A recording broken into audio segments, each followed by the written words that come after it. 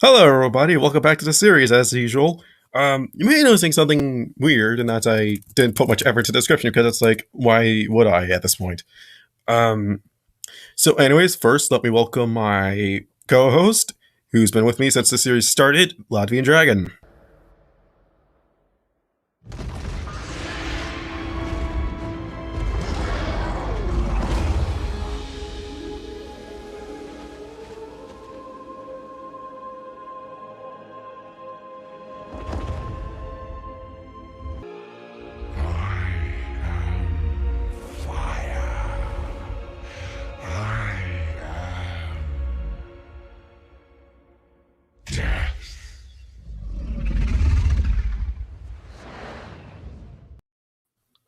Sveiki. Vicky. Next up, welcome our guest, Holy Ninja.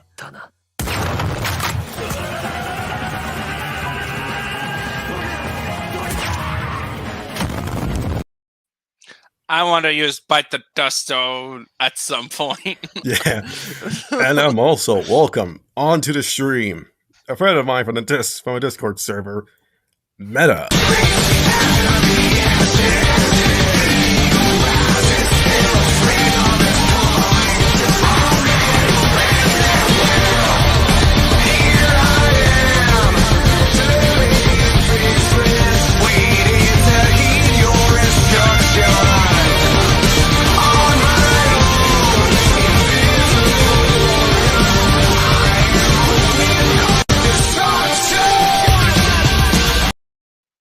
Don't say I do nothing for any of you. Yeah. Thank you So for having you're me on a the show. Bumblebee fan? To be honest, I don't know. I don't know what world building is worse. This one's or Ruby's. Ruby's better. That's just saying. At least Thank you for- at least it was made by professional writers instead No, of. well, at least they don't do dumb stuff by saying we're claiming to be ancient Rome, yet we give them late 1800s technology. And we don't Also- give our one faction overpowered stuff. Like They guns, give- for instance. They're equal. They give everybody the stupid. Yeah, everyone gets a stupid. You get a stupid.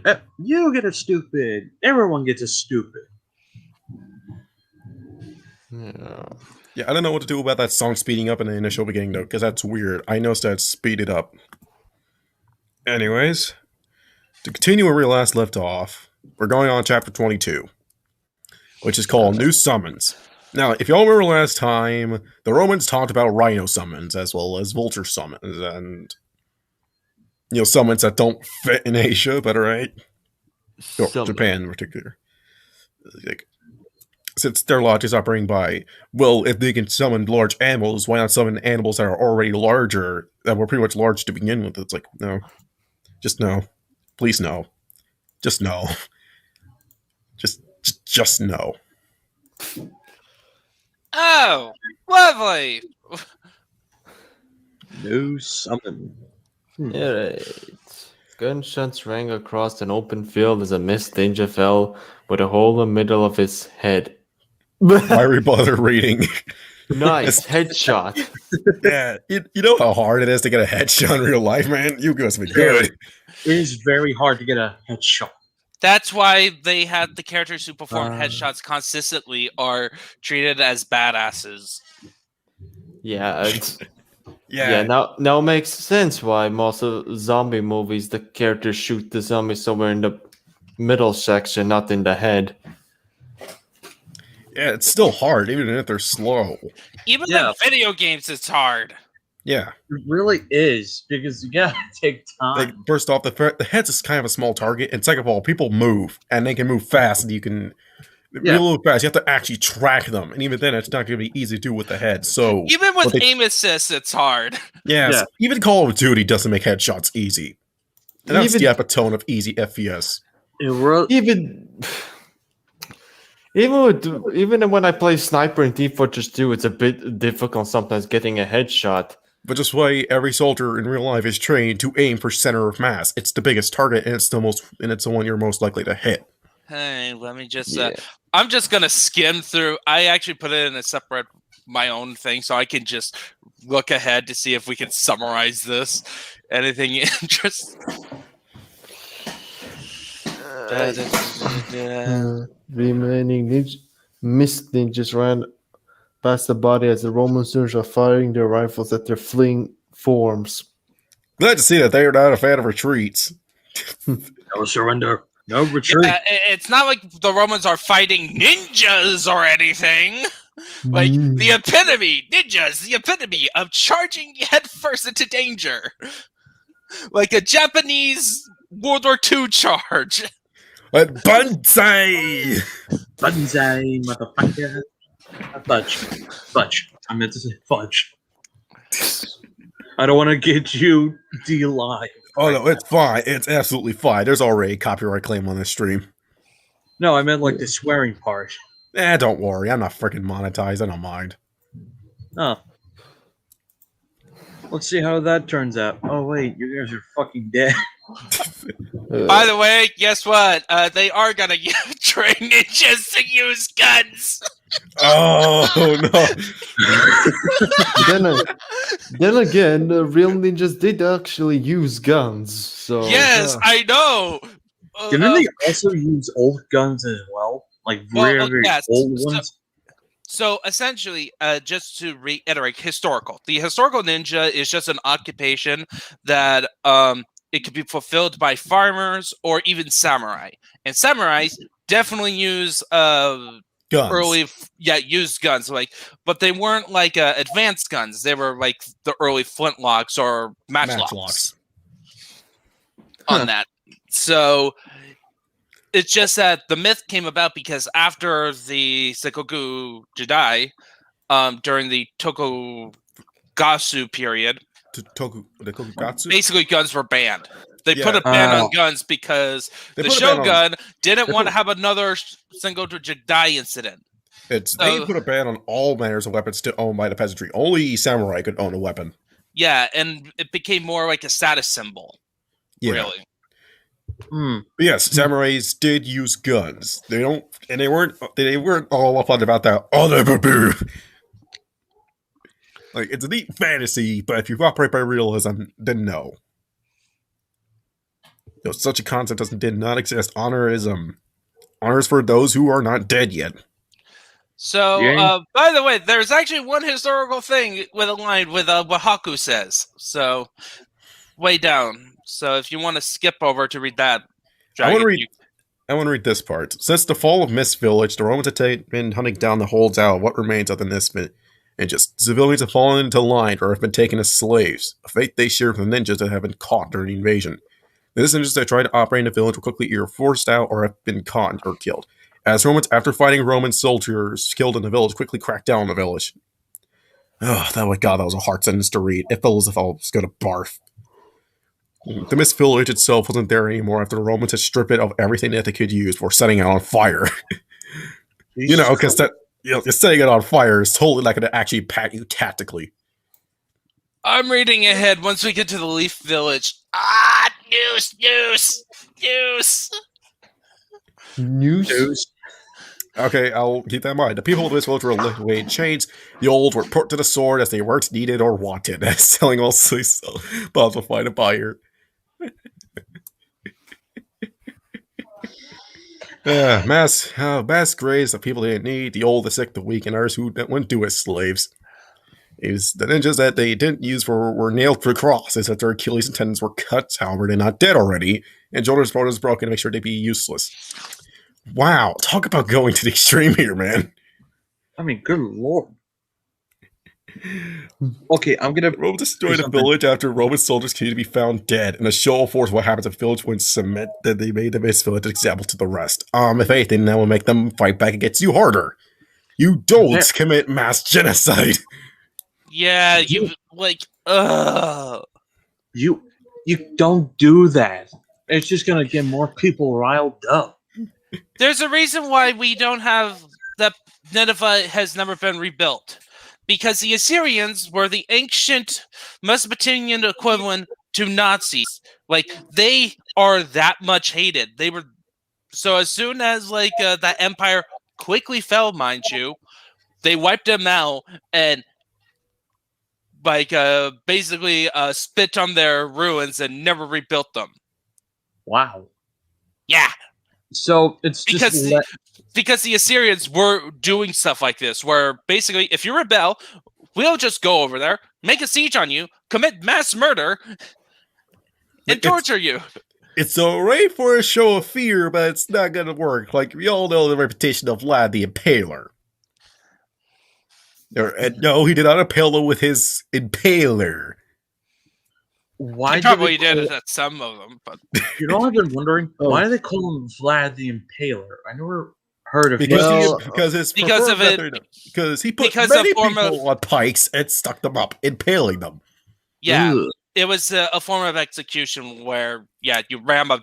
It's not like a pike made out of wood, too. Not even like a spear, a proper pike. It's like, so it was a form of execution that's been around for a long time.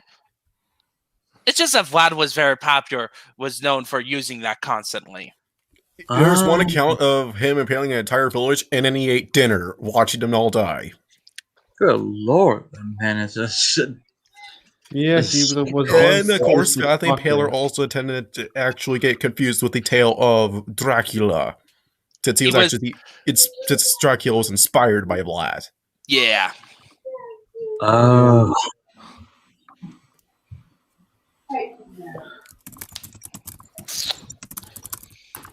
Okay, where were we? Okay, the Well, next step, with the village burnt to the ground, the people gone, and you're gonna have to start all over again. Congratulations, welcome to Total War, where you burning an entire village on the ground will benefit you in the short term, have long-term consequences. Congratulations. This village, Ninja Group of 8 had tried to rescue some of the village when they were changing, but out in the open field without many places to hide, the Romans yielded open warfare as their element. Chained the survivors and stripped the bodies of the dead. Too bad about the village. Yes, but the Romans right about one thing. This will leave a mark on the mindset of the other ninjas. They did told them this. Only to be sold as slaves. Yeah, you know what that'll actually have an effect on is like that's how people will perceive you. They will perceive you as mass murdering enslavers, invading foreigners, and it is completely accurate to what you are doing. Because mind you, perceiving of your enemy can depend upon their actions or their self-perceived actions. So, when they see that you have essentially murdered a whole village for not cooperating and have also taken them into slavery, as well as burnt the village to the ground and killed anyone that's tried to resist, no one's gonna be big fans of you. no one. Yeah, but at this point, really, I'm looking ahead. It's like it's easier just to summarize, at least for my brain. Okay.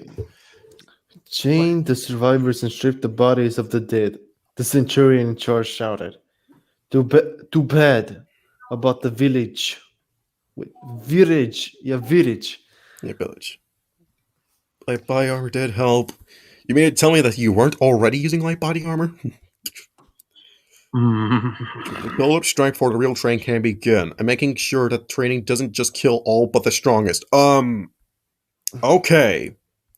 I'm gonna put a stop on this break right now before we continue on boards. What may come out of my mouth may seem a bit cold and harsh, but it's the truth and it's cold reality. Training doesn't kill all but the strongest, but it can kill. A lot of people can die in training. In fact, I've looked this up myself. The army had a large, 60, more people have died in training accidents than in actual combat.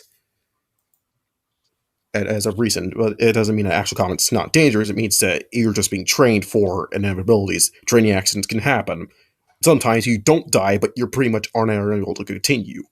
The reason why training gets rid of all but the strongest is because you have to be the best possible for the situation. If you can't handle it, then you're not going to be good. Oh no! Are we getting to the author's notes? Oh, not yet. I'm just looking at what I was just saying here. Honestly, we could really just because the events of this is just like nothing really new on the insanity, other than like one additional stupid thing. There are a couple of different things once we get to the Hidden Leaf Village, but I think it's best to find funny lines and just summarize the rest because it's pretty much the same as other chapters. That's my advice. Also, I have to point something out. Little funny thing. The Leaf Village actually lowered the standards for ninja training, so it allows civilians to become ninjas. And you want to know what happened? What happened? The failure rate went up. Wow. Yeah, I wonder why. It's like when you make the Hidden Leaf Village more like when you make ninjas treatment more like militia than actual soldiers. It almost seems it's like now you see why you never send the militia to fight an army. Well, except for Valkyria Chronicles, that you could get away with it because it's just that. But no, you never send a militia to do the army's job. Yeah, basically, essentially, the trained army will wipe out all the failures of the militia and makes the. It's basically a way to do more intense training. Yeah. It's like there's nothing saying that militia couldn't hold off an army, but there's nothing saying that they could beat an army conventionally. They have to be very unconventional to even have a standing chance. Like, but for example, the Chechen invasion by Russia and Chechnya. You all know about this history. Russia tried invading Chechnya. It didn't go off so well for the Russians. Chechnya managed to defeat them despite the fact the Russians had, because the Russians, despite being a standing army, were defeated because they didn't fight them conventionally, because that was their strengths. The Russian army, they could not fight conventionally, so they had to think unconventionally. The guerrilla tactics was what won them the battle.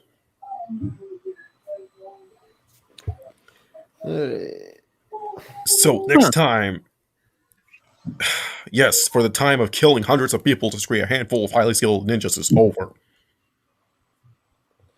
Oh boy.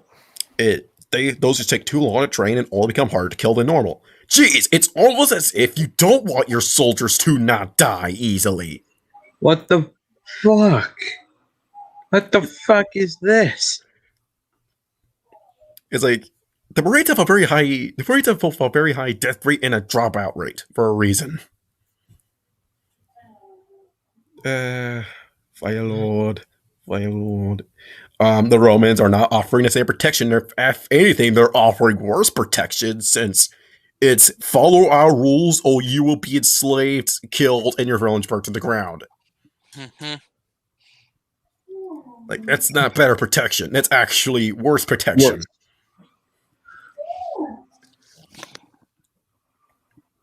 Oh boy. Oh, just can't wait till this. Well, From the armadillos? Yeah. Oh, so by the way, so Zoom. the thing I'm gonna just respond is this.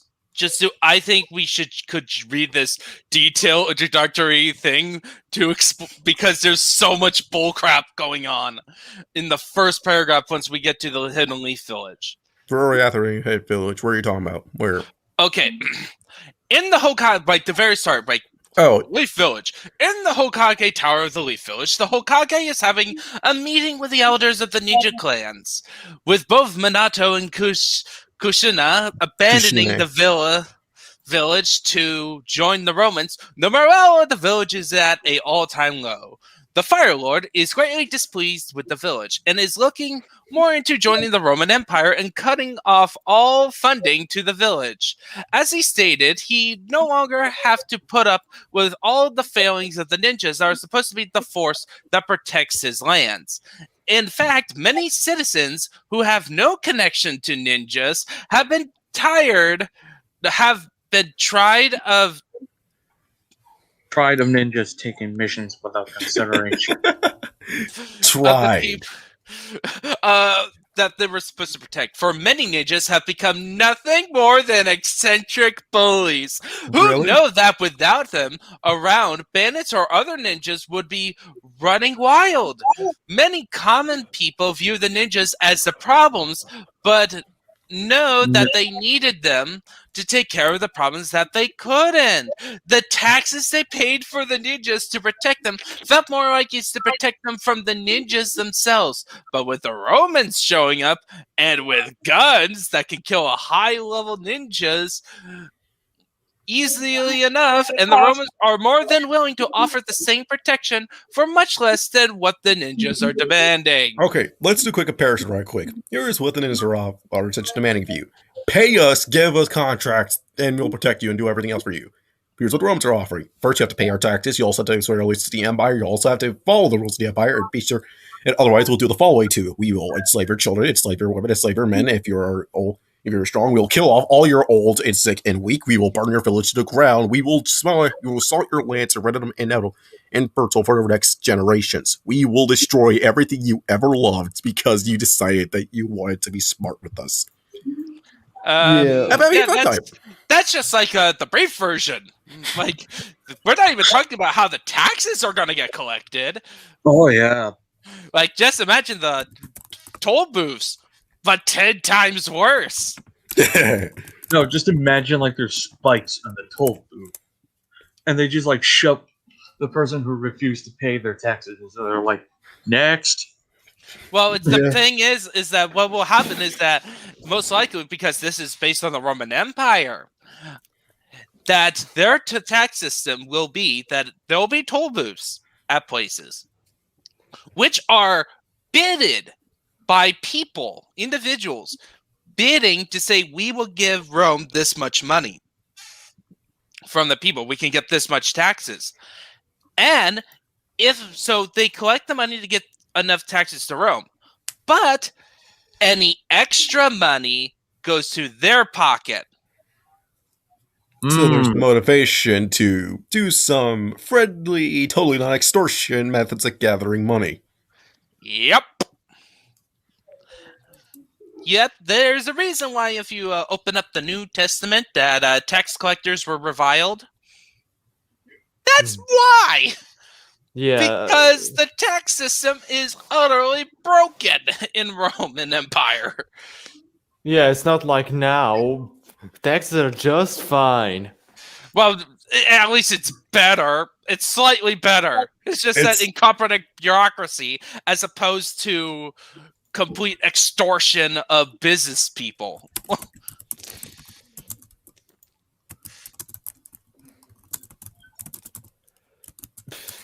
How have you guys managed to survive this long reading this?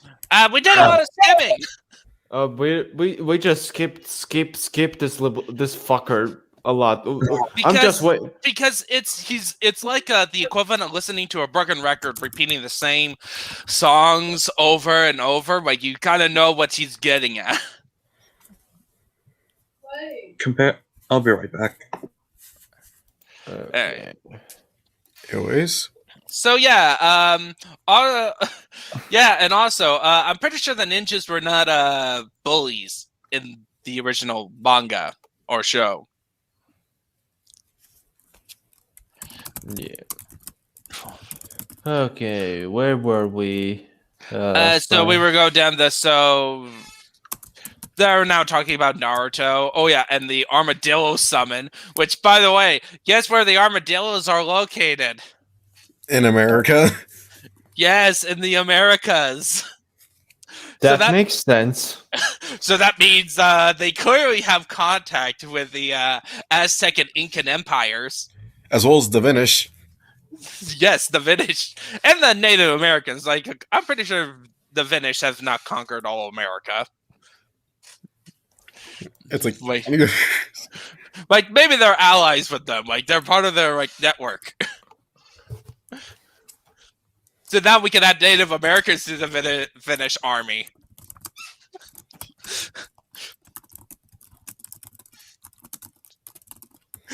You're really typing that in? No, I'm just talking over Discord. Sorry. Okay. Anyways, I'm Armadillo. Armadillo, and I think he's trashing on the. Also, oh he's wow! trashing Look, it's Butcher. Oh my God, it's Butcher Summon. No, fuck! Come on. Oh my goodness! But there's also trashing on the Toad form. The Toad summon. The Like, toads. oh wow, look, you toads. You're gonna do a hard task. It's probably gonna end with your death. Well, yeah, that's power. There is no true Sorry, easy I'm path to power. Otherwise, Virgil would have won against Dante eventually.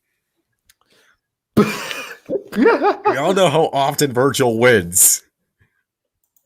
How many Fuck times? all.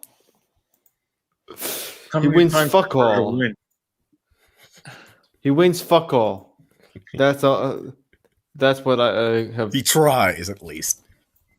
And he goes through hell to ensure he gets the power.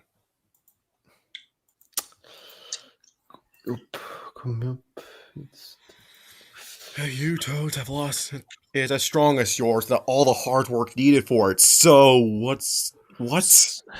So you get all the power of the toads with the sage without any of the hard work. Way to devalue all the training.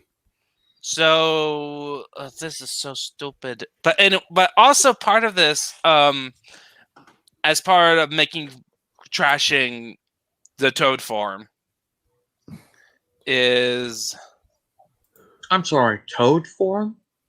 in Naruto that there's a Toad form, like you summon the Toad and then you get a Toad Sage form. Okay, guys, have you heard the news? What was that? The fox demon that's in Naruto. It is. I know, he died. Yeah. Oh, really? So In Boruto? I think this fanfic predicted this. In some way, it kind of did. So, you mean to tell me that sage form, that requires an immense amount of training, and is a whole of a lot of power, you could do with pretty much nothing.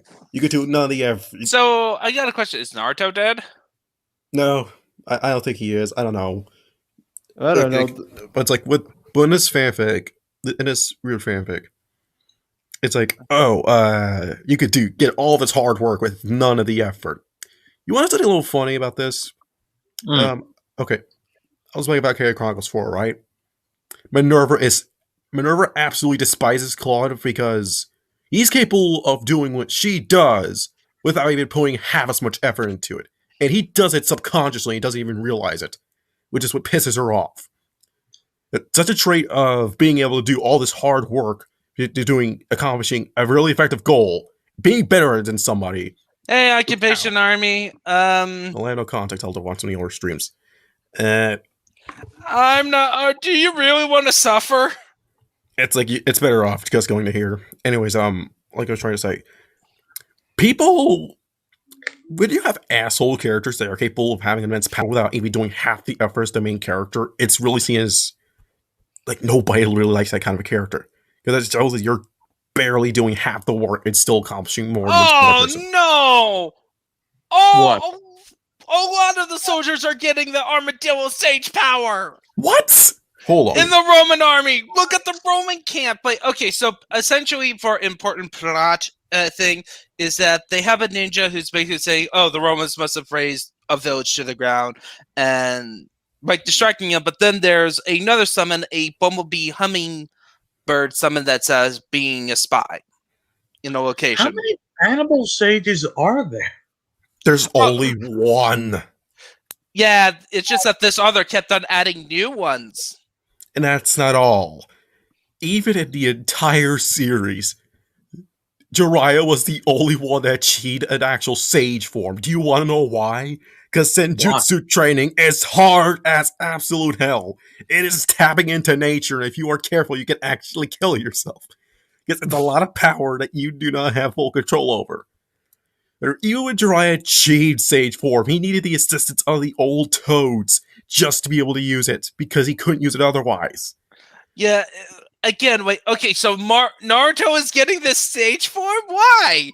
I thought he wanted to just go back to the Empire. That's like this version of... That's like saying, I don't want to start a war, and then unleashing a nuke in the middle of a city. And by the way, it's like, oh, Kushina, whatever. Naruto's mom is joining to pass this test. Like, apparently, like, ugh. I gotta. Oh, fuck me. Perfect. Thank you, Wolf. That's us right now. It's like, come on. No. I'm done. I'm fucking done. To the garbage dimension with me. Yeah. You know, if this book was a physical copy, I would find all of them and then burn it. I would try to do like you know what? You know what to do, Wolf. Intro. Okay. Yeah, okay, give me a few. Hang on. Oh.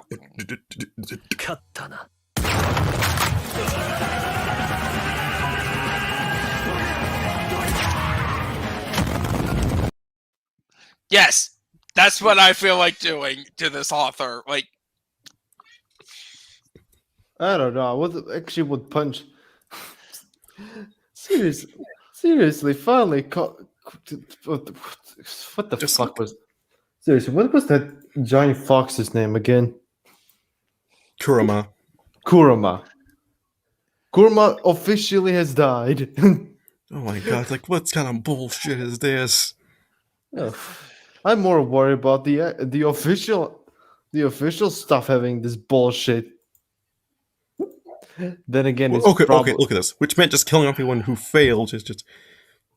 It's like, I don't care. Instead, be the bumblebee hummingbird to spy on them. I'm so amazed how many soldiers have passed the test. Wait, it's like... And it's... that's because we've been trained to be able and around in heavy armor. But I'm at this point to a D&D rule says, number one, you get disadvantage on strength checks. Sorry, stealth checks while wearing heavy suits of armor, you motherfucker. And like, is it like armadillos? Like, Imagine just like because- this giant behemoth of a person walking in heavy suit armor and is just doing stealth. yeah, well, that's kind of the funny image. And then also, just imagine like, oh yeah, no, wearing heavy armor is enough to pass the test to become an armadillo sage. And that's not all. Heavy armor. You have to be really, really strong just to move. You're not as flexible in a heavy suit of armor, so you aren't capable of pulling more acrobatic maneuvers while wearing full plate armor. Something tells me he's also going to say that, oh yeah, you can put on the Hephaestus gear on and you'll instantly pass the test because flesh is weak. Okay, Mechanicus. Robot. Okay, here it is. Robot is our masters. Time for the author's notes, people. You guys ready? Oh yes, no. yes. Not first notes already? Yep. In real life, the robots did this kind of things all the time, which is the reason why few villagers tried to rebel against them for such atrocities.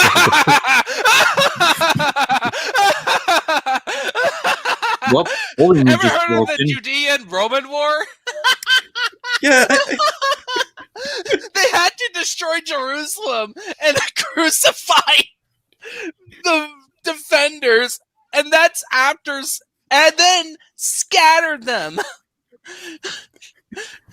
They had to go through all that effort just to quell a rebellion, and they had. After centuries of being under them and like them not liking each other, like actually decades more, but it's so funny. Like, the Romans like, oh, nobody tried to rebel against them.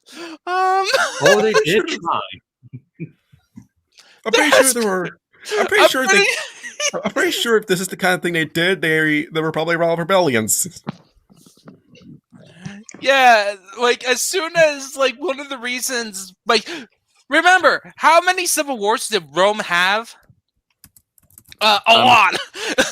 It was, I was about to say, I'm assuming a lot. They Yeah, have had. Okay, ancient Rome had. They have had 4. They have had 4 civil wars. pretty much one per century. Yeah, Pretty much. They've It's had. like yes, they were initiated by the military branch, but Here's who they have. They had Marius versus Sulla, Caesar versus Pompey, Octavian, Antony, Galba, Otho, Vitellius, Vespasian. No, but there's other ones. There was a case where there was the year of time of there was 4 emperors. Oh my god. Okay, they've had the Falsiki Rebellion, the 3rd century, the First Servile War, the Fergali Revolt, Second Servile War, all within the 2nd century. The Social War, Sulla's First Civil War, Sulla's Second Civil War, Sertorian War, Lepidus Rebellion, Servile War, Catiline and Conspiracy, Caesar's Civil War, Revolt of Bellovaci, Revolt of the Ambroges, Post-Caesar Civil War, the Liberators. The war that got Constantine his place in Christianity becoming less persecuted. The Castilian Revolt, Pursuine War, the Revolt of the Aquitanian tribe, the Final War of the Roman Republic, the Revolt of the Marini and Treviri, the Revolt in the Nile Delta and the Thebaid, Revolt in Gallia Aquitania, the Revolt of Augustus, priest of Dionysus in Thrace, Revolt of Southern Mountain tribes in Thrace, and the Revolt of the Jews in Judea, all within the 1st century BC. Why did they have so many civil wars with each other? Because the Romans were assholes. I mean, yeah, but still. They were, because here's the thing, because they were assholes and they were recently conquered people. Oh my god. Oh my god. The 3rd century has so many civil wars. I don't think I could even read them all. Yeah, you see, that's the thing. Don't you realize, Sir Arthur, if you really look at Roman history, there's rarely a century where it was all at peace. There was some region that gets on fire.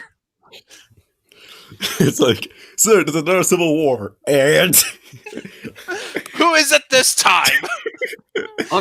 The question isn't who is it, like, who the Romans have pissed off. It's who haven't they pissed off. Yeah. Like, remember, like, when the Romans was first developing, they had trouble even on the Italian peninsula during the Republic days, mainly because they had nations that were under their control that they didn't give full citizens' rights to. It took multiple civil wars to get to that point. They're just like, okay, this is enough. We should give these people rights. So they it was more like, no, I want my power. My family needs to get the power. Because remember, Rome, the Italians, even in the Roman times, was basically run by the mafia. There's a mafia back in the... Basically, yeah, that was basically the Roman Republic. It was basically a mafia situation. They were the first. And now you see why, in actual truth, they have had 200... I'm pretty sure if we count, they had like 200 rebellions. Yeah, it was like... It was not peaceful. It's funny how it's... Imagine like 3rd century the 3rd century AD may be the 1st century where they had the most civil wars since they happened in such short intervals. It's funny. There's a reason why during Caesar Augustus' reigns it was called Pax Romana. It would just be so funny. During the Ice Age, there's like a caveman mafia.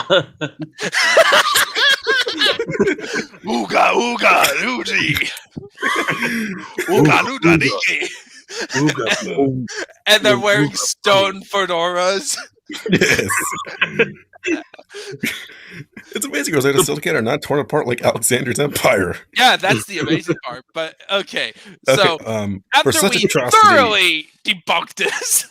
For such atrocities as in completely destroying a village and enslaving his people, it's just a normal way that they dealt with troublemakers. And it's the way that they got the most rebellions. Yes, it was totally encouraging. They would slave all the able-bodied survivors, but the rest included women and children, gilded their remains piled high, and they were the lucky ones, as trying on a cross is a long and cruel way to die. The ninjas and artists were trying on a cross? So you're saying that being dried on a cross is... So what, do they make all the people wet, and then they use ropes to hang them up on the cross to get dried up, like their laundry? I think he's supposed to say dying on a cross. You know, I'll actually explain how Jesus lived. He just dried off for a bit. No. He got stabbed by a spear, so there was blood and water mixed. So what- yeah, he was dead. Yeah. I- But I anyways, imagine someone just threw that spear, and the crowd was like, there's just "Ah, regard to oh, the world dead." may know how to make people fear them. For the Romans, they live and breathe it, which is why people will hate them. Because you do not live with a person that makes you fear for your own life.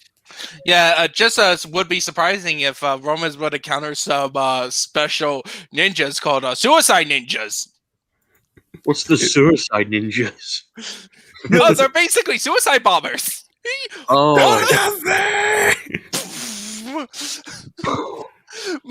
The ninjas to the Roman Empire would be like Snake Eyes and G.I. Joes. Oh no! no. No. Which is more of a ninja than the flashy ninjas of Naruto lore. Sure. A ninja would totally go into like Cobra's firing machine guns on him. Ninjas would totally run towards it, using a blade to cut up all bullets, and then shooting a small machine gun. Totally a ninja. I don't think he had, like, if he's trying to go for, like, aesthetic-wise, yeah, you would say that aesthetic-wise, Snake Eyes looks like a ninja. But in actual terms, no, he is not a ninja. Well, these ninjas, like, the whole point is that they are stealth stuff. It's just that the reason they get into these, like, shonen battle situations is because this is shonen battle manga, Yeah, for one. And two, Yes, they get caught. I just, like, question for you, Mad Hat. What, are you retarded? Yes, I have that.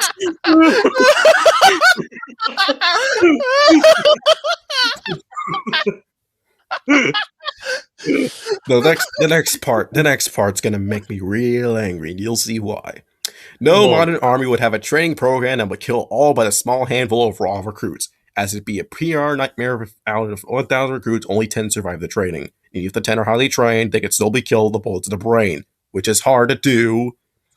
Even when soldiers are put in Hell Week, any trainer who kills many of the soldiers under their watch would be arrested for murder and dishonorably discharged. Not to mention that if only 10 out of 10, 1,000 survive the training, then recruiting the replacements would be an absolute nightmare. As the only way to do that is by force, and if forced to go through training from hell against their wills, it will be very unlikely that they will turn against their handlers. Want to do a Google search? Let me do a Google search right quick, because I did a Google search actually. How many people die in training? Because this is a real thing. And this is recent statistics as well. Oh, So, as you will see right here, across the Department of Defense, from 2006 to 2020, 5,605 service members were killed in training accidents. This represents 32% of all reported active duty military deaths for that time period, and is double the percentage of troops killed in action. The fuck? How What many the Navy SEALs have fuck? died in training? How? Since 2013 through last week, 9 SEALs have died in training, including Seaman James Derek Lovelace. Oh, who died in 6. 4 SEALs died in training in the first 4 months of 2015. Records the- show while another 3 died in early 2013. How is that possible? Because the training regiments are hard. The Marine Yes. Corps experienced the highest fatality rates per 100,000 for all causes, 122.5, unintentional injury 77.1, suicide 14.0, and homicide 7.4 of all the services. The Army has the highest disease and illness-related fatality rate, 22.2 per 100,000 of all the services. Jesus. I wonder how much other countries has this. Like, Who wants to bring out their numbers on that? Because some of those countries also requires all their civilians to go through mandatory 2 years of military service. Yes, there are some countries that have mandatory conscription. Like, it's just part of being a civilian. Which, honestly, as an American, I would say, yeah, I think I wouldn't mind if that becomes a thing in the U.S. God, look, military.com, an article written, training kills more people in war. Here's what's being done about it. It's I like want this. to know why. It's like, now, mind you, we haven't had a real war in a long time. So that'll change very soon. But in current situations, no. Training kills more people than actual combat. Yeah, so instant debunking of... Yeah. It's like, look at this. Like, how do you explain this? It's like, yeah, military programs, and I don't think he actually understands it, but military training regiments are called training from hell for an absolutely good reason. Because this happens. Because what the Yeah. military does, how they train you, is that they break you so that they rebuild you to be stronger. And that's just basic training. Then there's specialized training if you choose to volunteer, by the way. This is fully volunteering services. Like the military channel have a program that I used to watch when I was visiting relatives because they had cable, where they go through all the training regiments requires to become a Marine or a Navy SEAL. And those trainings are pretty brutal. Jeez, and I thought. So imagine that. Training regiments not being easy. There's a reason why it's such a high bar. Because they don't want to send civilians to their deaths. A draft is highly unpopular, because that means that a store clerk can be sent to war. Like, here's an example like my brother had to go through. This is what requires in the Army, and I'm pretty sure all branches. You have to know how to put on a gas mask. And guess how they do that? They put gas in the room that will kill you if you aren't fast enough. If you don't put your gas properly, you would suffer injuries because of a gas. Because they use the actual military gas so that you know what it feels like. So yeah, pain. Why? Because the only way you'll ever learn is if you know the pain you could possibly go through. In a safer, quote-unquote, safe environment, as opposed to on the battlefield. Because if it's on the battlefield, you'd be dead. And not just you and your military squad. And this is just basic training. Special Forces training over the past 20 or so years, SAS had two people die every 2 years. Yes, this is real. Good lord. Oh boy. Yeah, so great learning about how... Well, that's a nice lesson. I think I realized we shouldn't have we shouldn't have read this fanfic. Well, actually, it's great knowledge. It makes you great respectful for all the people who go through that too. Like, it should give you respect for your local militaries. Okay, listen. I just looked it up. Okay, as many as 20 soldiers have died in SAS election. One soldier dies every 2 years. And an average of one soldier dies every 2 years. This is not considering the dropout rate, because there is a dropout rate for SAS. I am pretty sure there is one, because this is hard training to talk about. SAS is listed as the most deadliest special forces unit in the world for a damn good reason. And so, in this is actually a really recent article. 20 soldiers have died. This was published January 26, 2021 on Wales Online, UK. You can look this up. This is free information that you can look into it yourself. Hence the wheat, and this is all so as to do the following, and it's a hard, cold truth of reality. To separate the wheat from the chaff. Yeah, and so this author clearly did not understand the basics of military, right? And clearly, like, he wasn't even had any interest in the military. Yet he was basically prescribing in his story by having the Romans that the reason they're stronger is that they were doing Dragon Ball-esque training, aka doing normal tasks while wearing weighted clothing, which is the worst way of training your body. Because It's saying that the actual training, that the actual people who go through hell to become strong enough to do the duty of their countries, that basically saying that they are doing it wrong.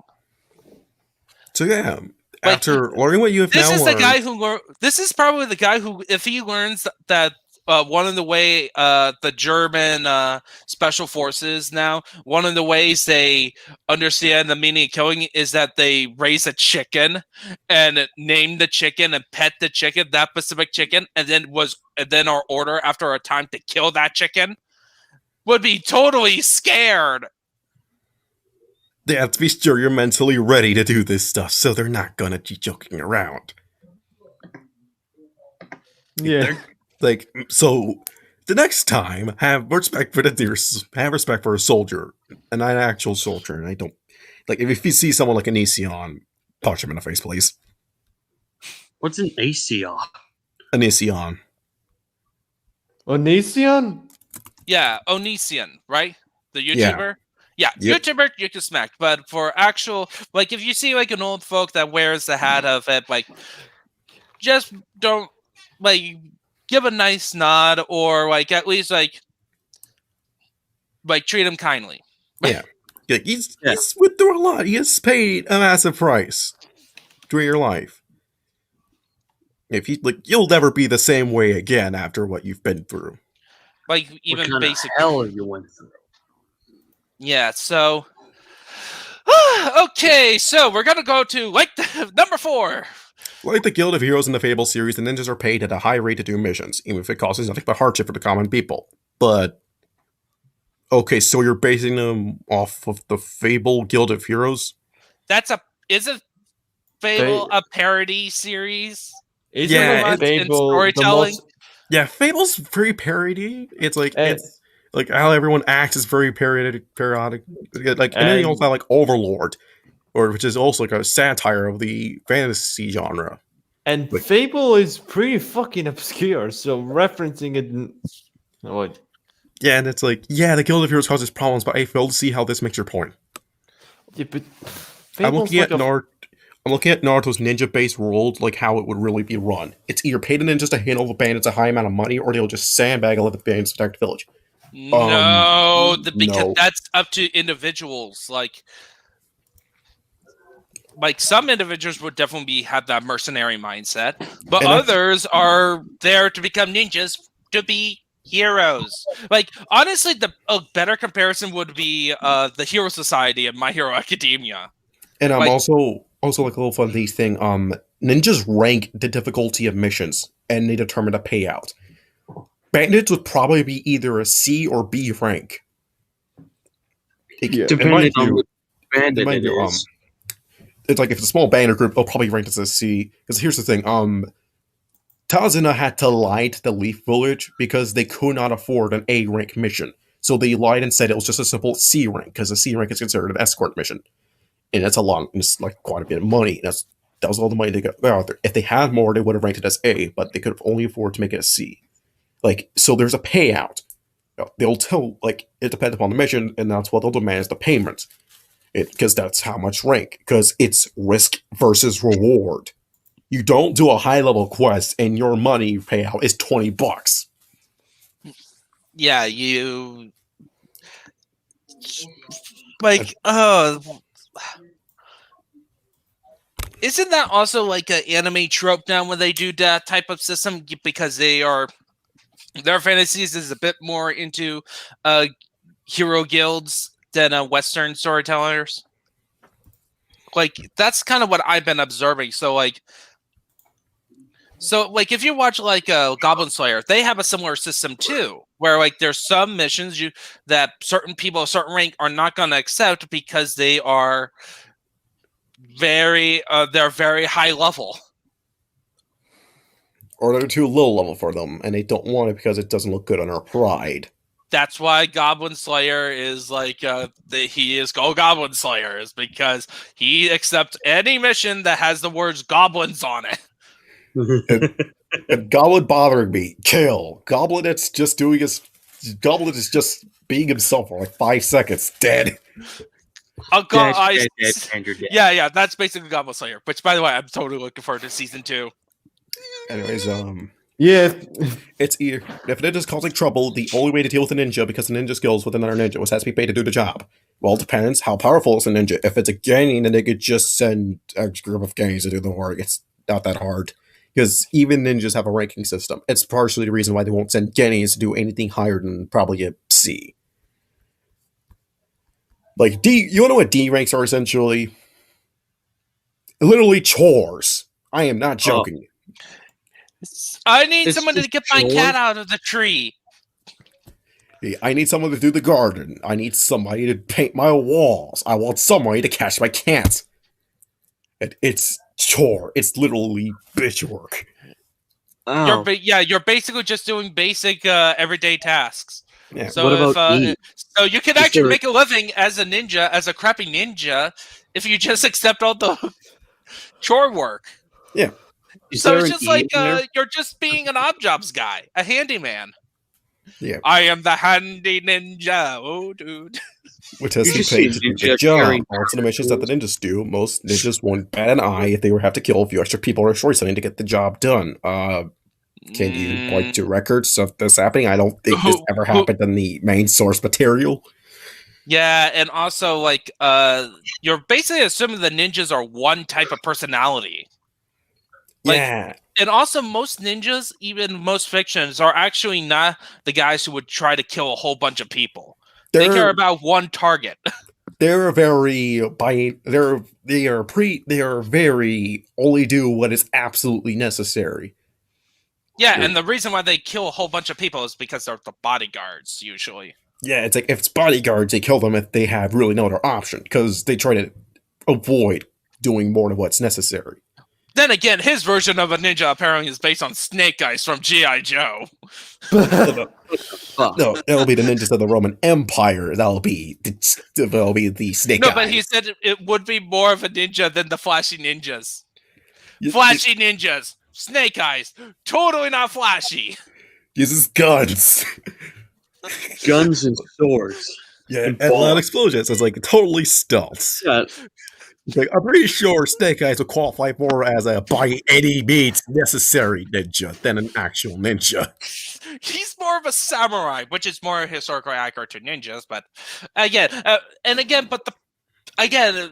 I had to repeat this like for multiple times that the world of Naruto, the ninjas of the world of Naruto is based on the more mystical ideas of ninjas of Japan history of what they can do, rather than the modern conception of a ninja or even the actual historical ninjas. Also, no matter what happens to the people living in the era the mission takes place, as it's not their problem anymore. And if they're ninjas in danger, they will do whatever it takes, even if the surrounding villages become mass graves. No. For as long as they're in the village is okay, that's the only thing that matters to them. No, it's not. No. It's like they have a reputation to pull. They're going to do whatever. They're going to help out as many people as possible because you don't look good if you murder people. And also, it's like, isn't they like the world of literally- Naruto is then. Isn't the world of Naruto like the villages are in like this political alliance with each other? Like they kind of still don't like each other because of the ninja wars. Yeah, they're essentially their own nations. So they want to play nice. Also, when it comes to missing ninjas, they have this thing called the Black Book, which gives them I don't forget what it was actually called, but essentially it's the bounty hunter's guide to all the ninja that are missing and are considered criminals. They give them, and it's mostly given out to hunter ninjas who are tasked to track down, kill, or capture these ninjas. Yes, and they're all. Oh, I remember what it was called. It was called the Bingo Book. Here, I'm looking at it right. I'm looking up right now. Yeah, the Bingo Book. Okay. Like, not a very original name, but hey. All right, and then okay, so I think the next paragraph, like again, remember this is a deconstruction fanfic, And one of the examples he used being the boys, which is possibly the worst example of a deconstruction. I hate the boys. I hate so it much. So overrated. The comic. I never I'm talking seen about. the boys.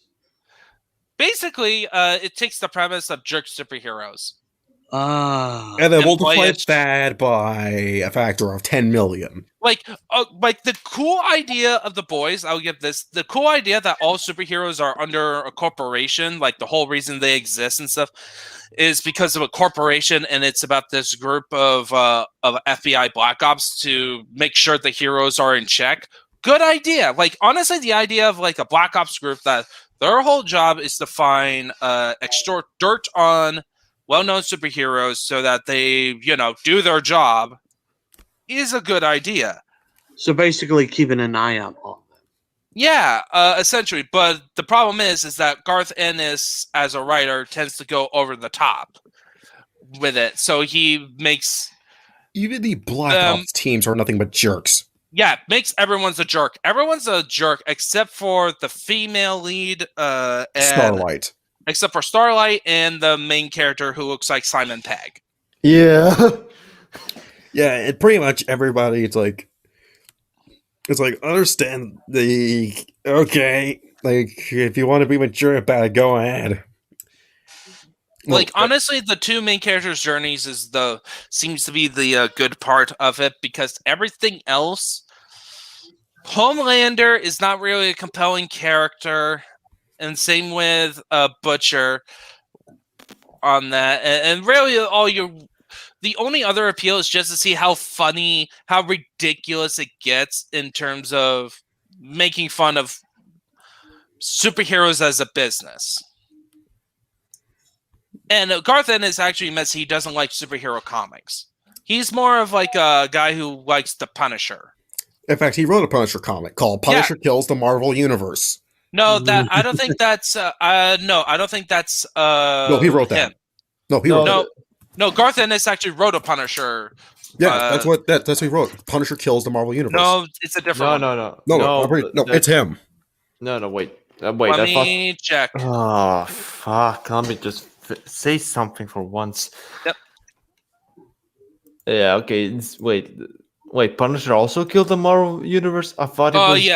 yeah, it was the first one, and yes, it was Garth Ennis, but he also wrote a more serious Punisher line, which is actually the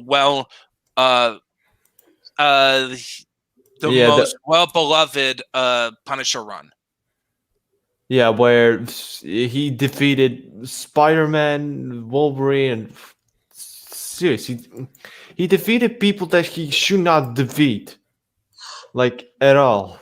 Well, that in Punisher Punisher Kills the in- Marvel Universe is a was an alternate universe, not really, but the one he wrote Punisher Max, Punisher Max. or Welcome Back Frank. That's like Garth Ennis wrote a very good Punisher run. At least he Yeah, can... so he's more of that type of writer. He likes those types of stories than superheroes, but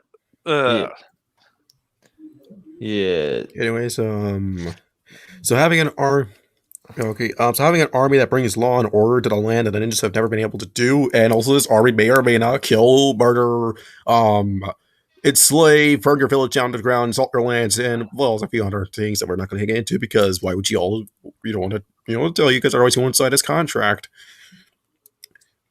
But anyway, so in the second paragraph, talking about deconstruction, it's like, like how the myth that all knights are noble and good, when in real life they were more like street games, when the ones only found in But here's fairy the thing. tale. Here's the very funny thing, and this is a common misconception that knights in real life are actual assholes. Like these people did exist, but they were the minority because guess what? Being the asshole to your peasants was generally looked down upon, both by the peasants and other lords.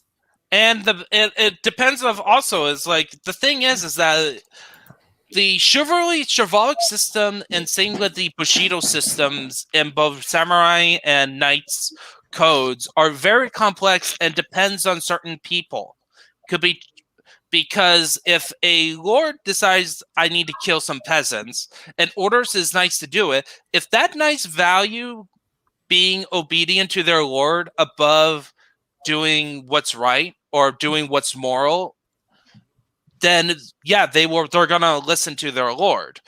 But if if it happens to be someone who values what the church values, which is morality and like a certain code of conduct, then he would go against the Lord. Wouldn't he? They're their own Wouldn't they- people. Wouldn't It may also- just be morally corrupt, seeing nothing morally bankrupt, seeing nothing wrong killing people because they don't want to be seen or heard. Like you don't know witnesses. What part of no witnesses do you not understand? But Yeah. like Bushido is actually a lot more simpler because it has a lot more focus on obeying your daimyo, like comparatively. But I'm pretty sure there's some complexities within that system too.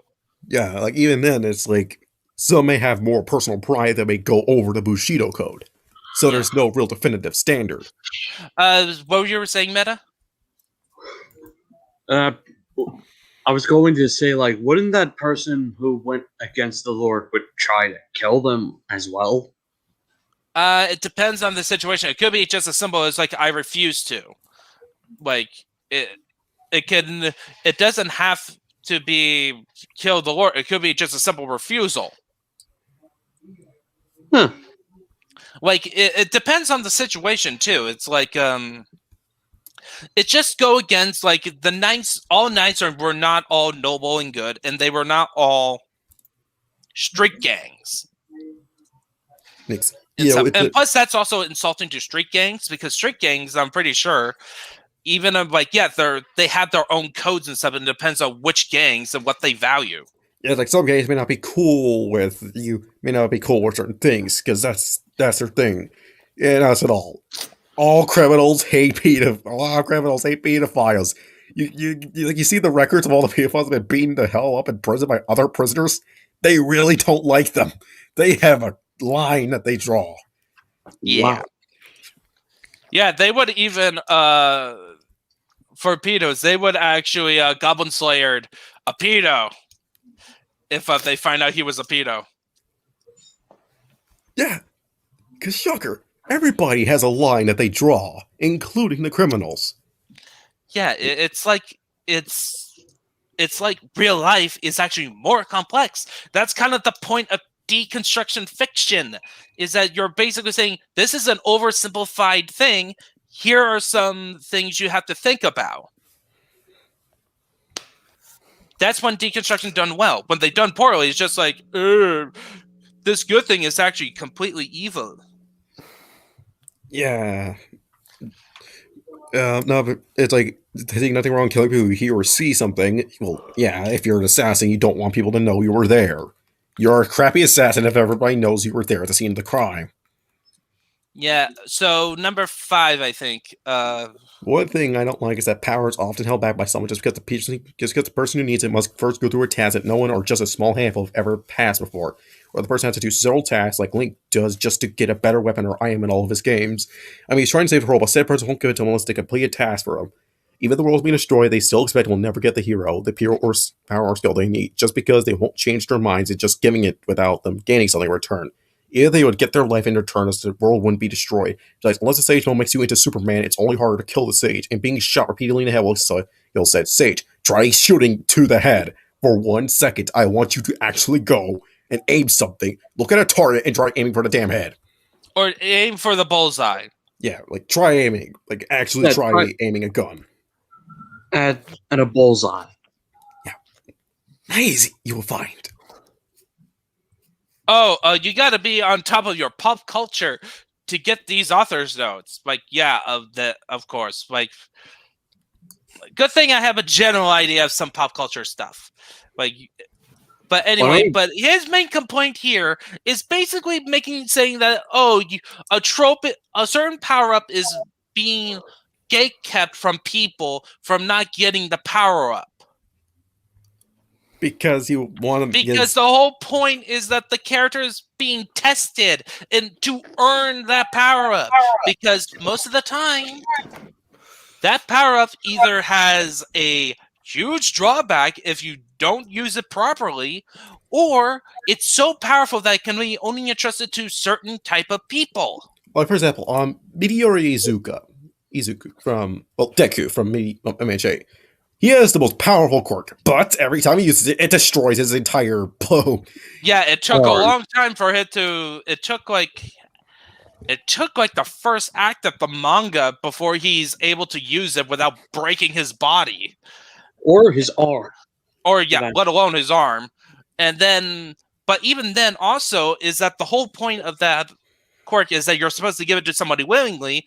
And of course the people, it's part of a line of heroes who are only going to pick a certain type of person to gain that power. You just can't give that power to everybody. Like, that's the whole reason we have All For One, whose ability is to steal people's powers for himself, like basically circumvent that whole training aspects, and he's all for trying to get all One For All because, you know, great power, like evil power, and he's like his mistake, and then because One For All is a counter to him. And I'm going to point out the most famous quote of all history in superhero media. With great power comes great responsibility. Too bad every other version keeps ignoring that line because for some reason it's so quote unquote cheesy. Some people Feel the Doctor Who sometimes uses to hide in plain sight. What? What did Doctor Who look show? Let's look up where's this that note? Note 6. Okay. Unknown to the others, Zulov was just a distraction as he wasn't the only summons to enter the room. Sitting in the branches of a potted bonsai is a bumblebee hummingbird sent to spy on ninjas. Because of its small size, it easily hid in the bonsai, and it didn't give off any chakra or any energy or even Which is impossible to do because number one, chakra concealment's kind of hard, and summons tend to emit quite a bit. And plus, the Doctor is he talking about the Tartarus because it's a ship. It's an advanced alien ship. But if he's talking about the Doctor, like the Doctor has various gadgets and stuff to overcome certain things. I'm gonna say this in 7. Don't you fucking dare compare Cannonball from Ben 10 to the Armadillo. Don't you fucking dare. And plus, don't you fucking dare. And plus, here's one thing this person doesn't realize, seems to forget. Ben had a hard time with Cannonball. He didn't even know what Cannonbolt is supposed to be. By the way, his name is not Cannonball, it's Cannonbolt. He doesn't even know how Cannonbolt worked. It took the entire episodes to figure out an idea. Plus, he's a 10-year-old kid who keeps messing up. So, the more you know, the better. Yeah. Chapter 23, Bigger Fish. Blah, blah, blah, blah. Fire Lord not happy. Word about this village. Atrocities happening. Nobody's going to do it because they don't want. Because they are afraid and not actually enraged. Because guess what? Please tell me it's about, the Romans are so much better. Yep. Yep.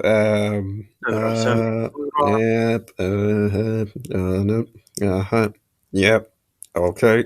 So nothing interesting, nothing worth commentating on. Okay, they're talking about religion, which is just the Shintos. What? All right. What? We're pausing it. We're slowing it down here. Hold it. Let me try to get this right. What the? What? I'm sorry. What? We need. Okay, let's start from the beginning of that section. Okay. Okay. Frank, you pee. Oh, Frank. What would be a funny voice for Frank? Try Sarston. I don't know. What? How about this? Why the magic of the druids? Of course, your people don't have any gods to worship. He's asking. Okay. Somebody does a Sea Bloom impression for Orochimaru. I'll try it. Not as you explain how worship works where you come from. Shinto is the main following. The people follow. Oh, come on! Oh, you fucking broken English, man. Like, are we sure this guy's American? I think I have better. You should just say main religion, okay? People will get it. Or the main cult. Religion, cult. Okay, I cannot confirm or deny of his nationality. Even that I have seen, it's like I have edited works for people who are from Americans who have not the greatest grammar or English in the world, but somehow still are better than this guy. Alright, I literally edited a fanfic for someone who is straight up from India, and it was still better constructed than this. alright. Holy shit! All right. Yes, they are. With the demons running around, what people did to the gods that they worshipped never did anything, so those cults quickly died. What about back in the Roman Empire? What? Hello. With science and more understanding of how the world works, many faiths are disappearing or dying. Lightning is no longer seen as wrath of God, just an act of nature. So faith in the gods is no longer as strong as it was before. Even my own faith of being a druid is more like a ninja being a ninja than being about a faith. There is even a play to explain why faith in gods and even demons is fading. Didn't you guys fight demons in there? Like, are we really going into the 40k territory here? In a grim dark future, there was only war. This Really? is killing me. This fanfic's killing me, man. Well, don't worry. I am gonna put something, a link. Wait, no, I actually have. You may need to do this in the background, Wolf. Yep. But to get a certain video, I think it's there. Just keep going. Just continue. Really? So faith in the gods is no longer as strong as it was before, you fool. Even my own faith of being a Druid is more like a ninja being a ninja than being about a faith. There's even a play to explain the reasons why faith in gods and even demons is fading. Really? That's a Sir Stan voice. Yeah, fine. Really? Yes. No, I tried to do the best Steve Blum expression. Steve who? Steve Blum. He's the voice actor. Well, he's a voice actor for Orochimaru in the English dub of Naruto. All right, could you get that clip onto your stream? You want to give it a few? It's gonna take a while. It's just 5 seconds. But anyway, let's just continue reading. In the play, Yahweh and Satan fought to the death. No. Okay. They become surprised that when they destroy themselves to find that they...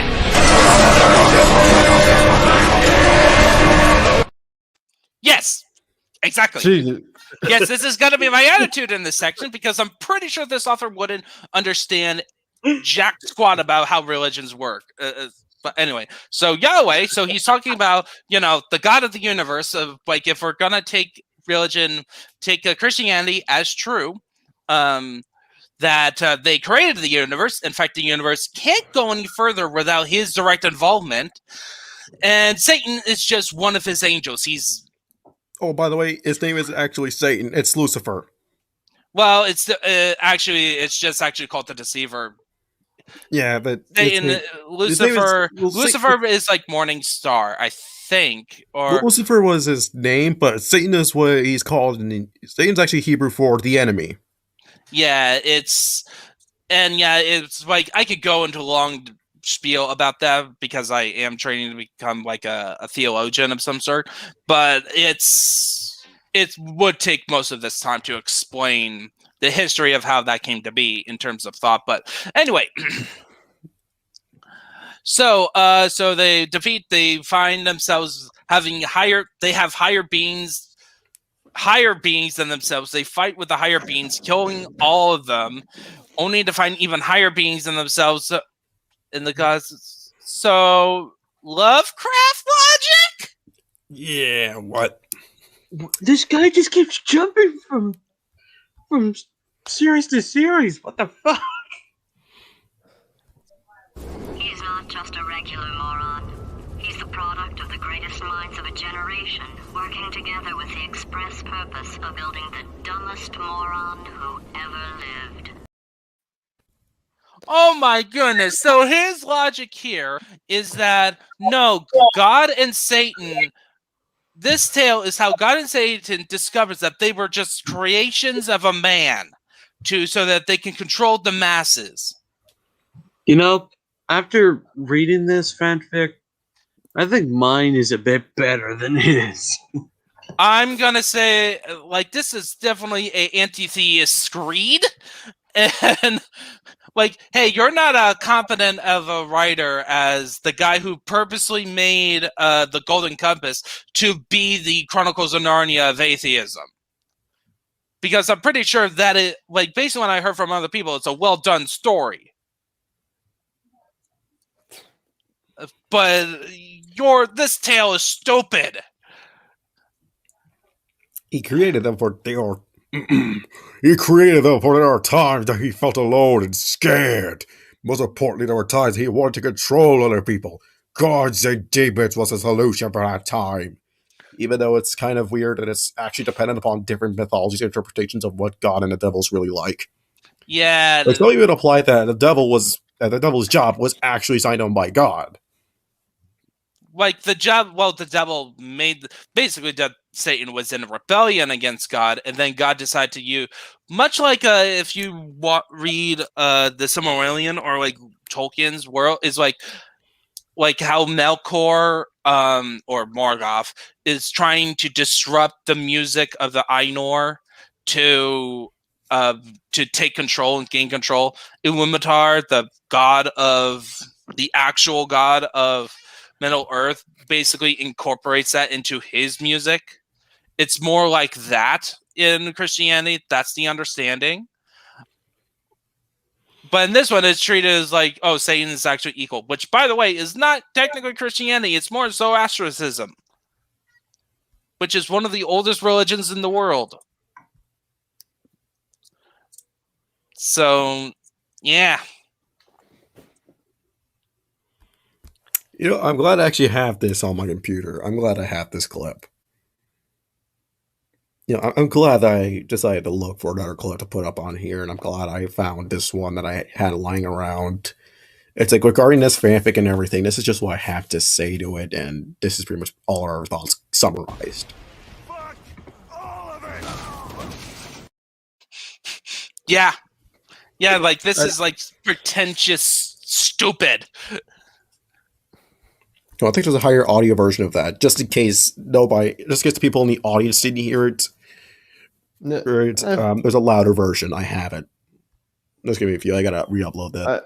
No, you have to put it on the ear rape scale. No. No, okay, let's just continue. Let's just continue. So Faith is like a stuffed toy little children cling to till they're old enough to face the world. Oh my God! Is he literally saying that this is like the age of man situation thing? Yes. Age of what? There's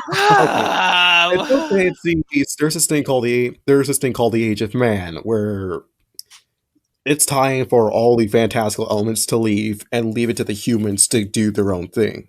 Yeah, I have heard that trope a lot. It's like it's actually kind of like how the Third Age ends in Lord of the Rings. The Third Age begins the Age of Man, which follows next. Yeah, though it's in a different different contexts. And, yeah. And plus, actually, Tolkien was, had a sequel in mind, but he didn't want to write it because it was going to be very depressing. Then it would have made more. Like, in short, it would be long descendants after our heroes from Lord of the Rings, and it would be the fall of man.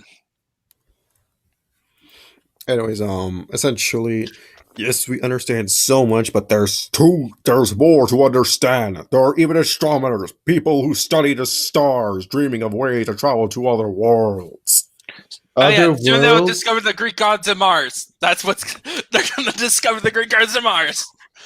Well, hello there. Did you think you killed? Welcome back. I thought you think you killed us, huh? Well, welcome to Zeus's house, baby. Yeah. Okay. Wait.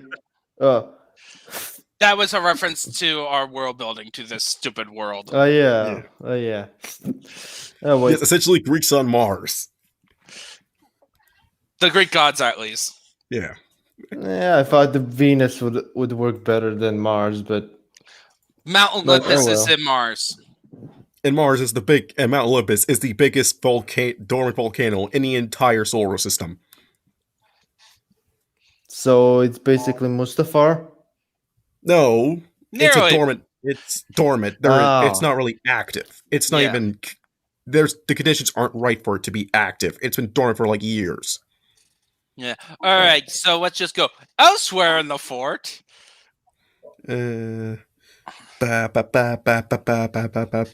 Sitting in the dark, armadillo summon, stupid. Hummingbird summon, stupid. Jengus. Wait, what? Chungus. Where? Jengus. Chungus. Chungus. Which paragraph? First one, elsewhere in the fort. Genghis. Oh. The hummingbird said his name, Genghis. Genghis Khan. Khan. Oh my God, Skull Island. Wait, there's Skull Island. Where? Wait. Skull Island? Island.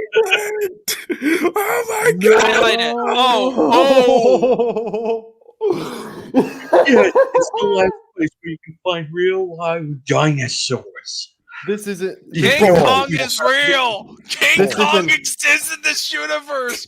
This is no longer. This is no longer deconstruction. This is a parody. A fucking parody. This isn't the boys. This is the pick. No, it's the crappy it's the boys meets the tick. Oh, that Also- would have been awesome. Also, Hey, by the way, in this universe, guess what they call Skull Island? What? Australia. Oh. we made this up because we essentially said that Australia is a real life hell. Every Yeah, possible you want to bring thing- up the map? Bring up the map. Yeah, Like, okay. wait, let's give Meta a brief tour of, just to take a little break from this, a brief tour of our world that we created. That it was inspired by this fanfic because we wanted to make fun of it by making a better world. Okay, I'm opening another tab. I'm gonna switch it all over. Share screen. All right, Meta. As you see, the red. You could probably guess which nation is the red. The Roman? Yes, Yep. those are the Romans. So, Yeah. do you see the yellow on Africa? Right. Yeah, I see it. Guess which nation is that?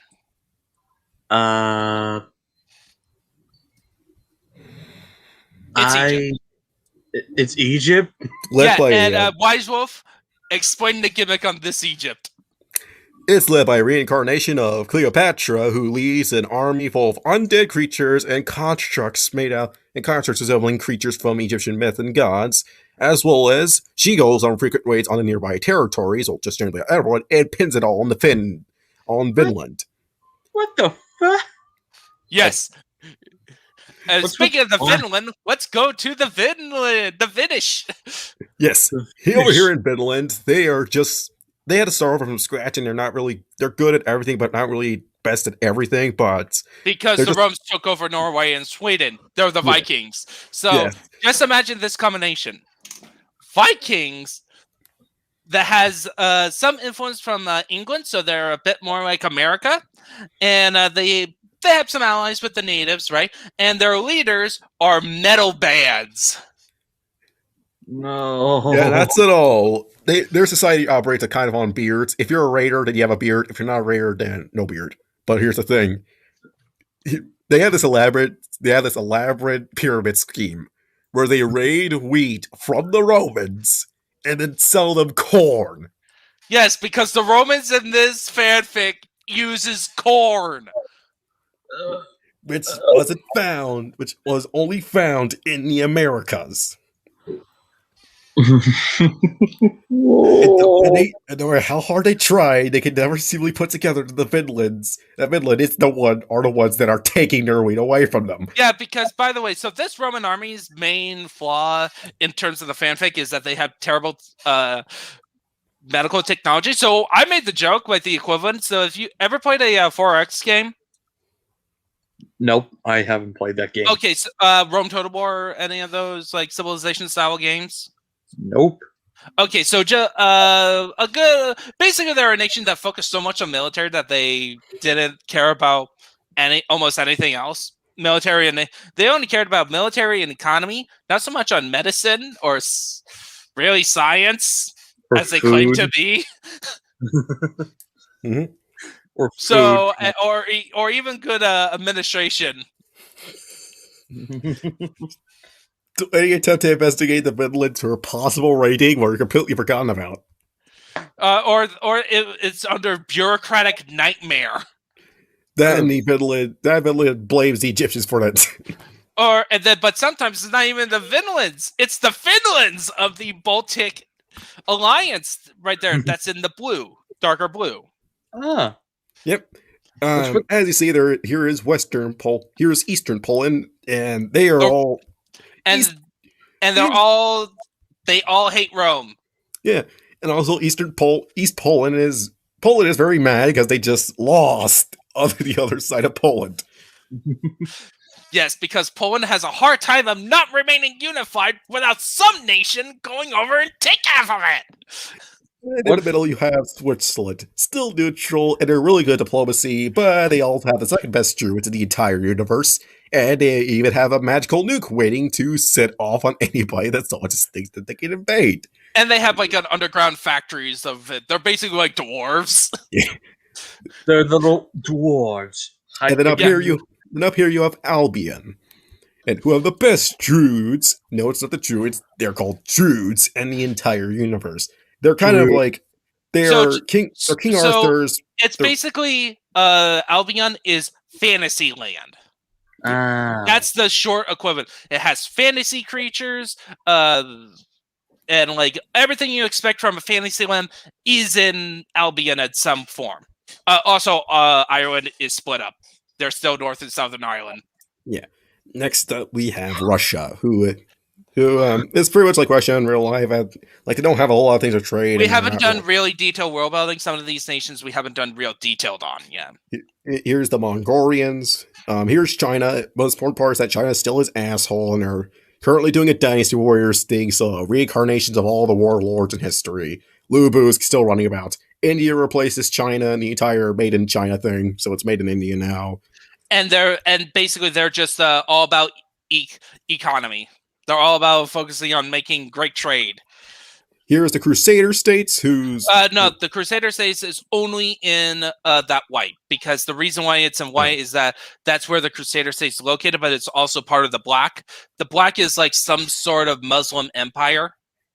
Yeah. And the whole thing with them is that they're less militant than the historical ones.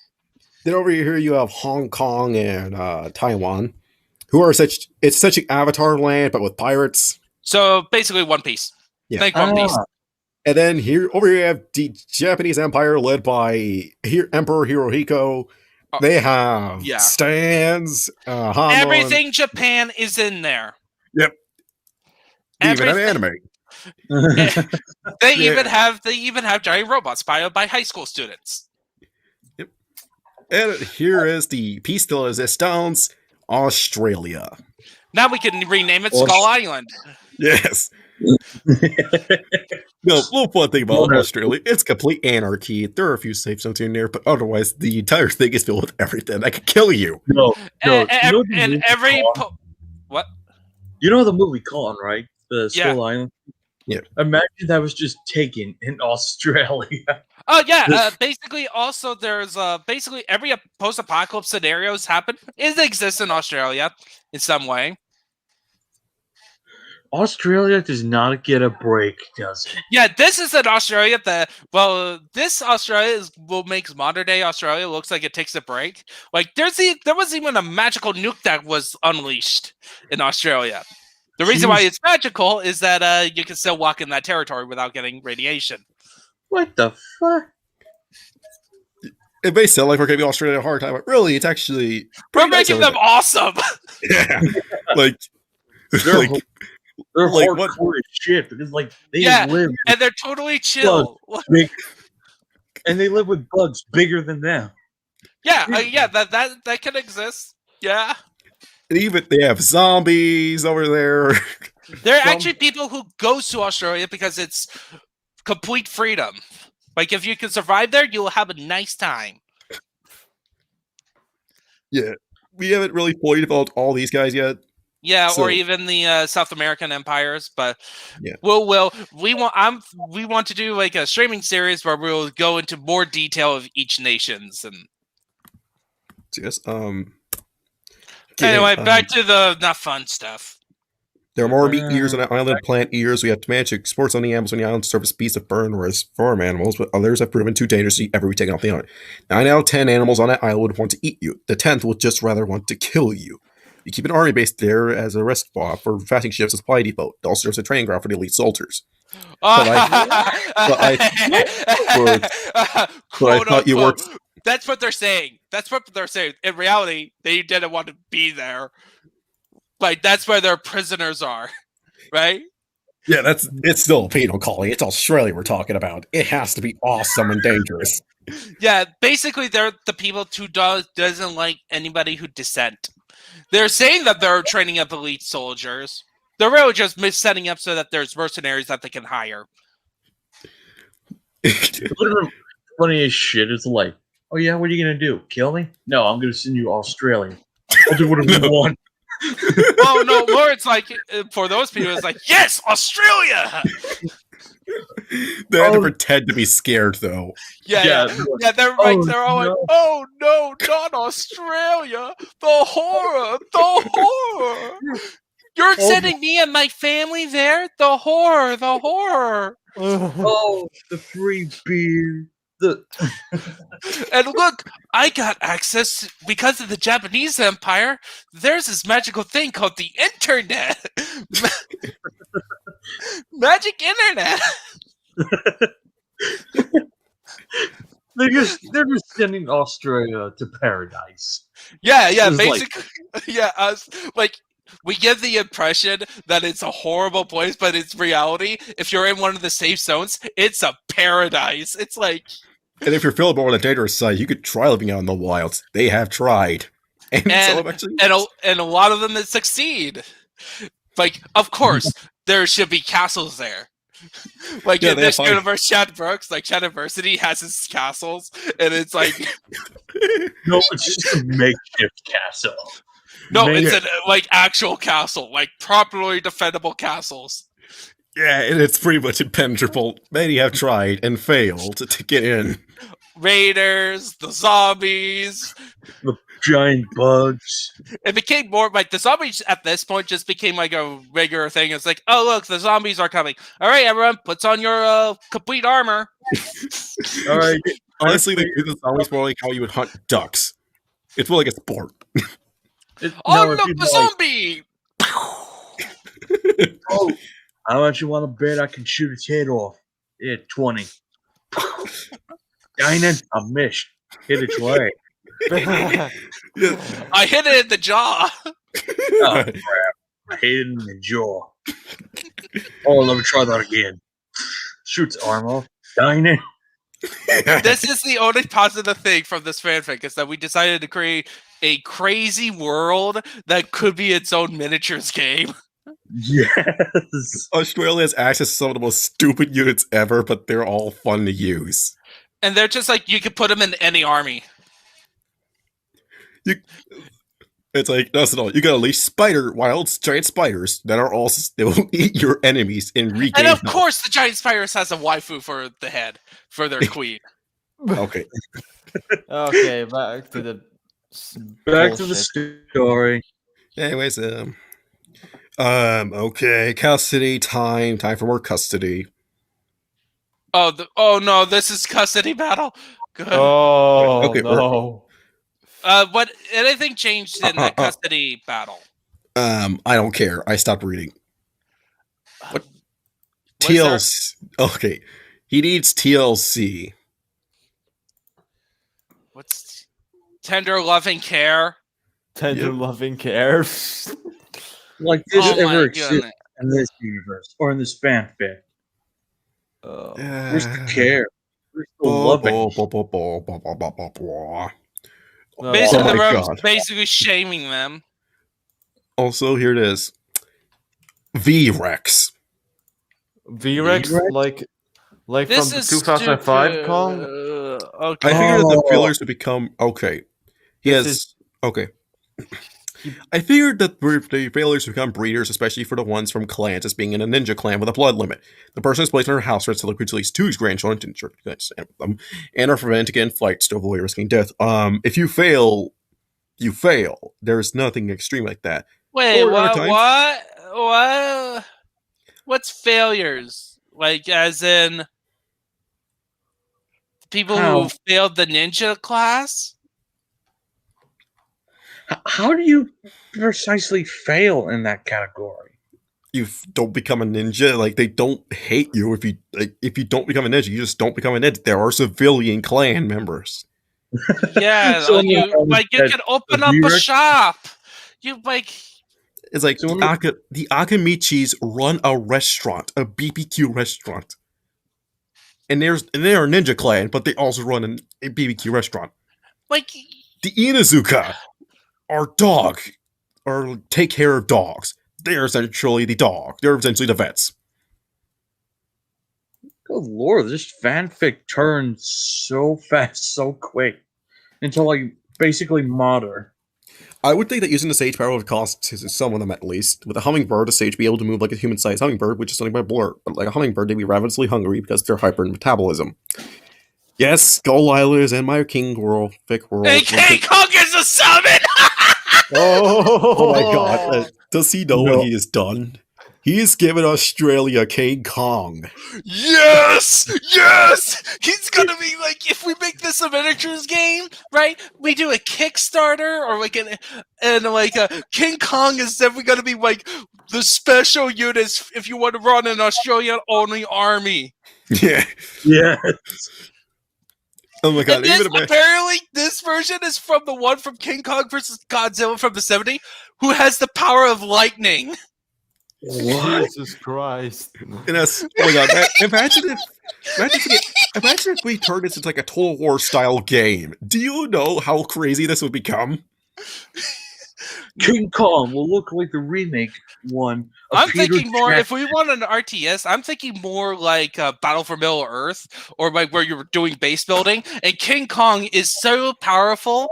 It's one of those like special, you get like a special tree where you get you have like special powers that you could use in the battle. He's like a summon, you actually have to summon him. But when he does, he's gonna wreck stuff. And then you also have Godzilla. No. Oh, if he please tell No. he adds Godzilla, because he's automatically gonna be part of Japan's army. Yeah. No. You know what would be even funnier? Like when you're selling King Kong, all you hear is X gonna give it to you. And in the distance, Don't. You just- you Oh my god, look. Oh my god. Ninja, look. King Kong will look like the remake one of Peter Jackson having the size of King Kong versus Godzilla. Oh, okay, that's And he's fine. also going to be the one from King Kong versus Godzilla who has the power of lightning. Which means he's much bigger than the ninja summons or the tall beasts. Tail Beast. And since he's Tail. strong enough to beat Godzilla, it'll be a short battle, as Kong is the only monster who's ever defeated the King of Monsters, never been defeated by him. This is the remake for the movie. Sorry, I may be like a kind of a King Kong fan for the next King Kong versus Godzilla. There's a round 2 coming. Oh yeah, I don't know. Time Oh, travel. okay. We're the time travel essentially. We're like, I'm pretty sure the concept of a second King Kong versus Godzilla movie would have blown his mind. Seriously, like Seriously, why have the Godzilla has to lose again to the monkey? Like, he already lost one time. Come on. Maybe maybe it's gonna be Godzilla this time because Godzilla at this point is more popular than King Kong. Yeah. If a toad is able to fight against a nine-tailed fox, I don't precisely remember that happening, but alright, then how would a dinosaur summon, which is a lot stronger in real-life terms, or a lion or tiger summon who would be much stronger than a toad? Come to think of it, why is one of the strongest summons a toad or a slug, when there are a ton of animals that are be cooler and be better at fighting? Because the summons are all based in Japan? And based on mythology, you nitwit. So, It's not based on how cool.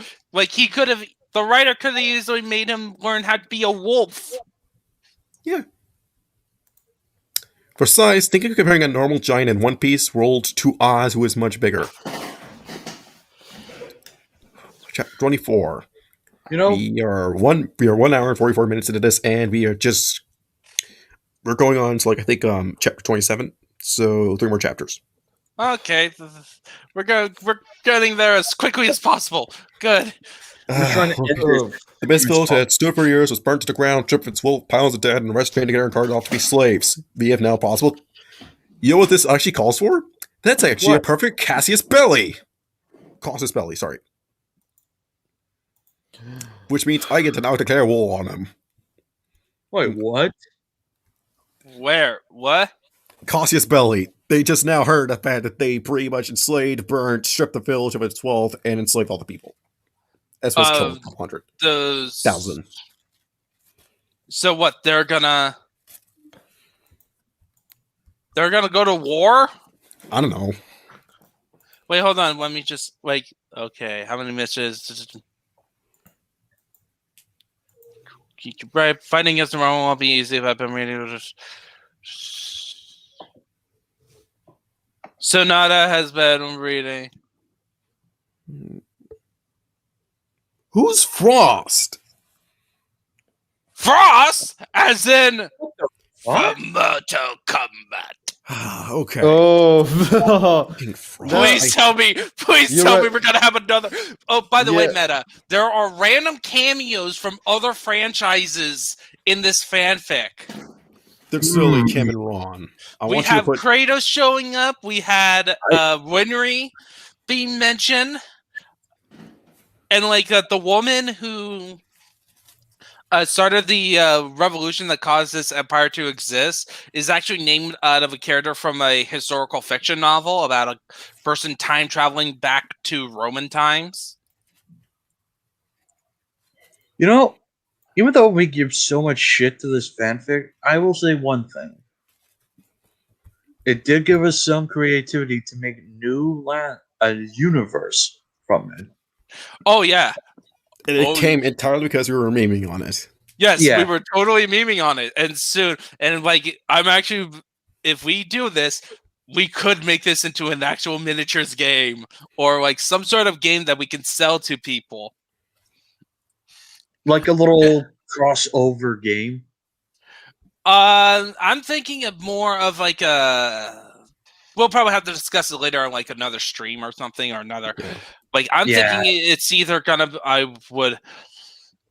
one of us would have if one of us learns how the code, we could do some sort of video game.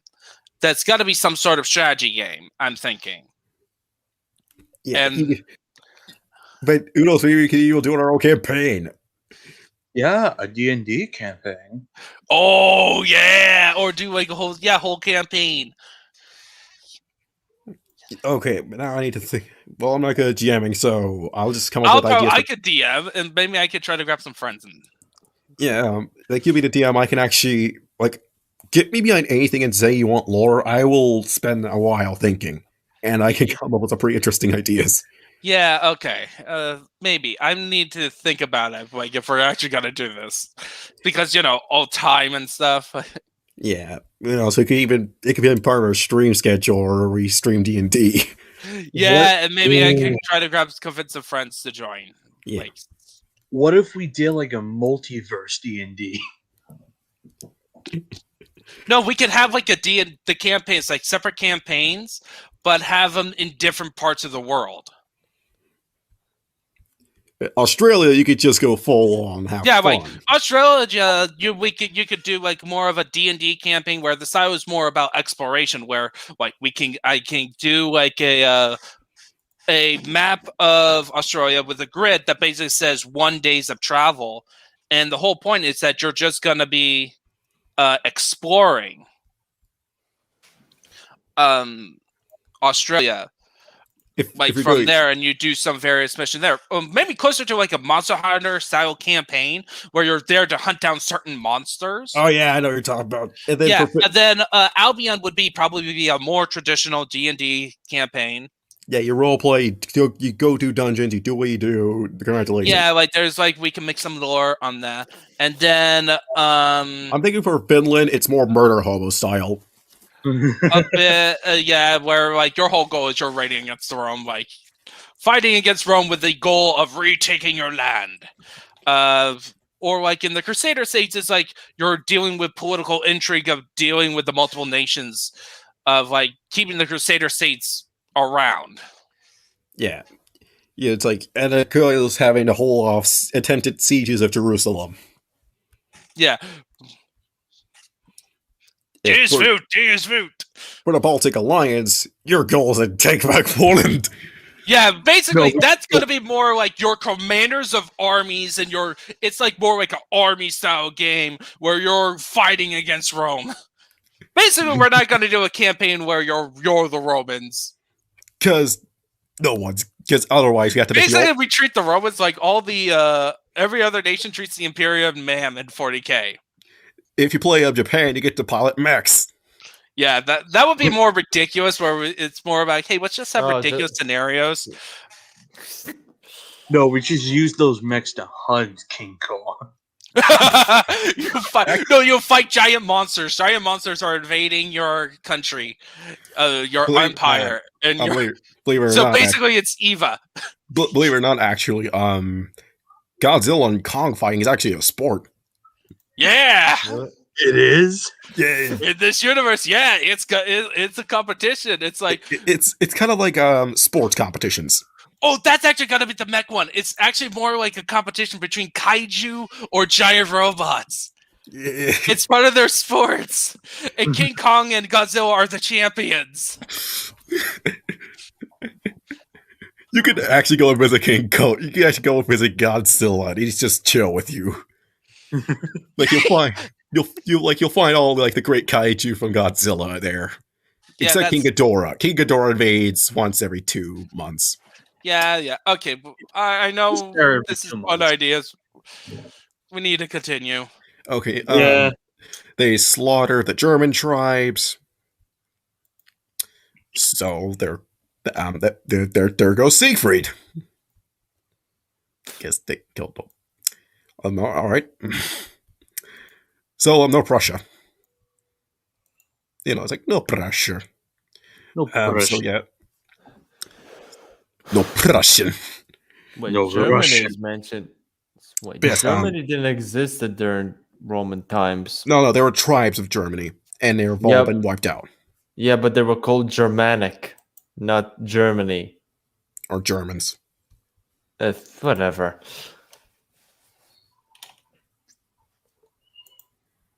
Jesus Yeah. Christ. All right. So when Ninja comes back, we gotta tell him because he's muted himself. Oh, great.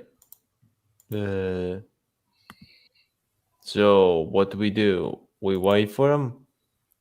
Give him a few. He's not gonna give him a few. All right.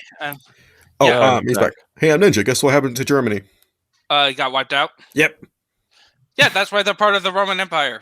All the German tribes. All of them wiped out. Oh, all of them. Yeah, great way. Clear, this is not gonna end perfectly. It's gonna end perfectly for the Romans.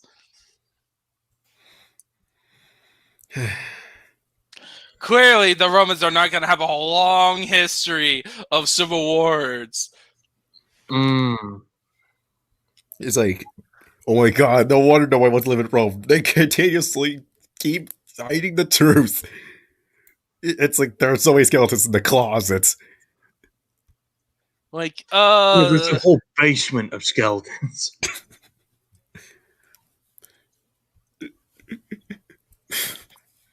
Wait, how long is how? I'm pretty sure even with the Romans, I don't think they do stonework that fast. Like it depends on how long this taken up. Like when And how much stone did they bring with them? or how did they make the stone? Like I'm pretty sure there's no earthbenders in there, unless they're gonna say that we have earthbenders. No way. Yes. No way. They asked way too much just to even let one earthbender on. Yes, and plus they hate the sea. Earthbenders like the ground. Yeah. And then And there's plus, we don't want to get the opportunity for earthbenders to become metal benders. Otherwise, that will be kind of dangerous. There's just a metal bender that calls himself Iron Man. You knew I was going to make that joke eventually. Yeah. And then it's going to reveal they have Tony Stark as well in this universe. They got a Tony Stark in this universe? No, I bet they're going to reveal that Tony Stark is in this universe. Like, because remember, we have to make these Romans more awesome. Alright, basically they're telling about how awesome these Romans are. Okay, so we're gonna send a hostage over to prove the show. Are they even planning to use Hinata to lure Naruto back? I'm pretty sure all she has to do is just punch the earth, and like she's very powerful.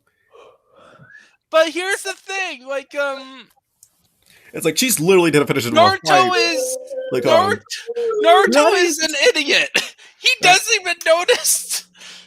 Also, I gotta point something out. Tsunade is essentially the D&D 5th edition cleric.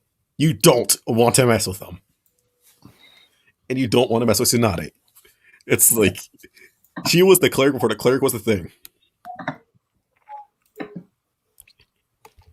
Yeah. Anyways, the Tyrant Lizard King was impressed with them showing no fear. Okay, The Iron Lizard King.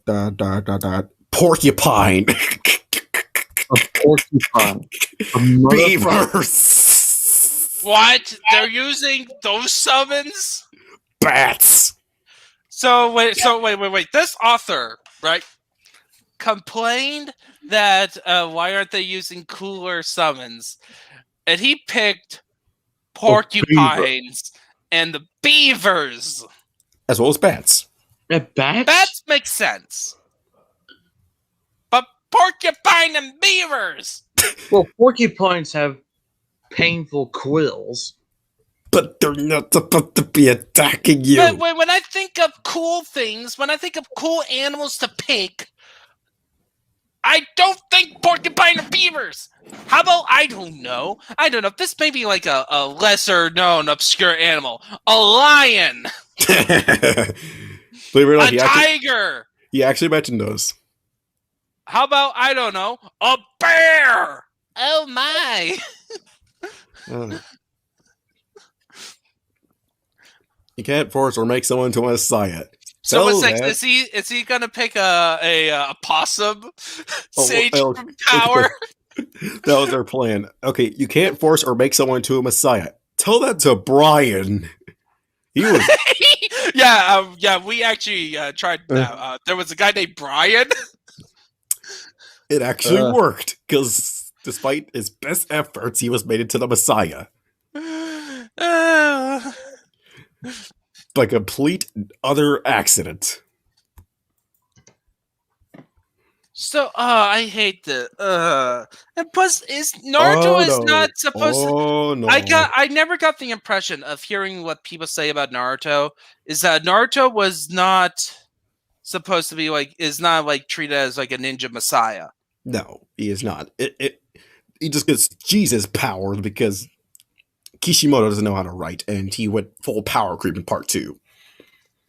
Yeah, but that's after lots of struggle and a lot of other extremely extenuating circumstances that. Also, look here. Time to talk about Jesus. Oh no! No. Oh, great! The Presbyterian. All right, make sure you get that clip ready, Oh yeah. Okay. because I may have to order it. All right. Yeah. Oh yeah. In This is how I Christianity, feel right now. in the Christianity faith, It's by called the it's it's called Christian the- faith.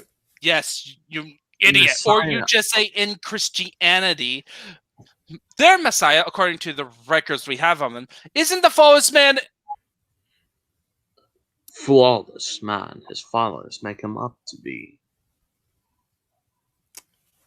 3, 2, 1.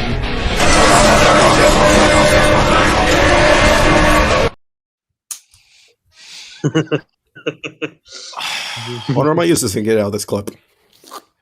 I no okay. Well, of course you would. Of course you're. If the Christian faith is true, like I'm doing this now in apologetics, right? If the Christian faith is true, then he is a flawless being and is God. The only thing you can say he has a flaw, if he's not perfect, which would, debunk the entire Christian faith, is that he claims to be God. That's why in the New Testament that the Jews were ready to kill him. It was not because of the miracles, not because of his message, except for the message that he was God. He was the Son of God. Like, as in, directly from God. And his proof that he was God was resurrecting from the dead. That's why it was a big deal that he rose from the dead. That's why we celebrate Easter, is that he claims to be God and he rose from the dead with, at the time, with a lot of convincing evidence that's in the time and even in records on that. It's up to you individually, no matter of your personal persuasion, that if the evidence are true. But there are evidence to say that Jesus rose from the dead, and he claims to be God. He is God. Okay. Right? Next. But anyway, this person is he going into anti-theist talk? It looks like he's talking about. Well, apparently we established that these Romans are atheists. Well, yeah, I'm talking about the author here. Like, he's going into basic anti-theist screeds. Now, look at this. Ah, yes, him. Good guy, but not the flawless image those of the faith make him out to be. My forefather, who was stationed in the city, he was killed and kept a written record of events there.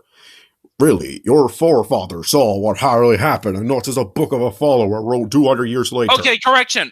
The Bible, the New Testament, was recorded within the same lifetime of the people who witnessed the events.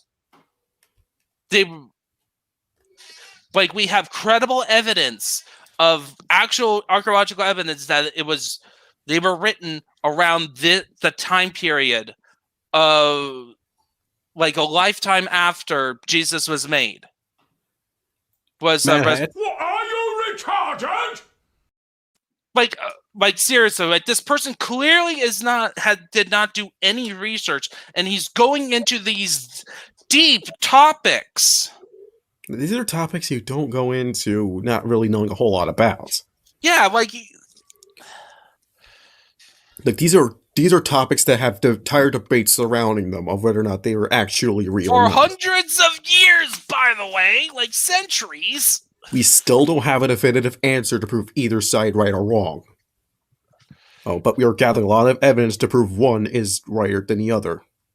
Yeah, and though I find the evidence way more, if the Bible is not, to me, if the Bible is not, true what it says to be, then most of our archaeological proofs are completely garbage because we have a lot more archaeological evidence about the Bible and a lot more accurate than the Iliad and the Odyssey.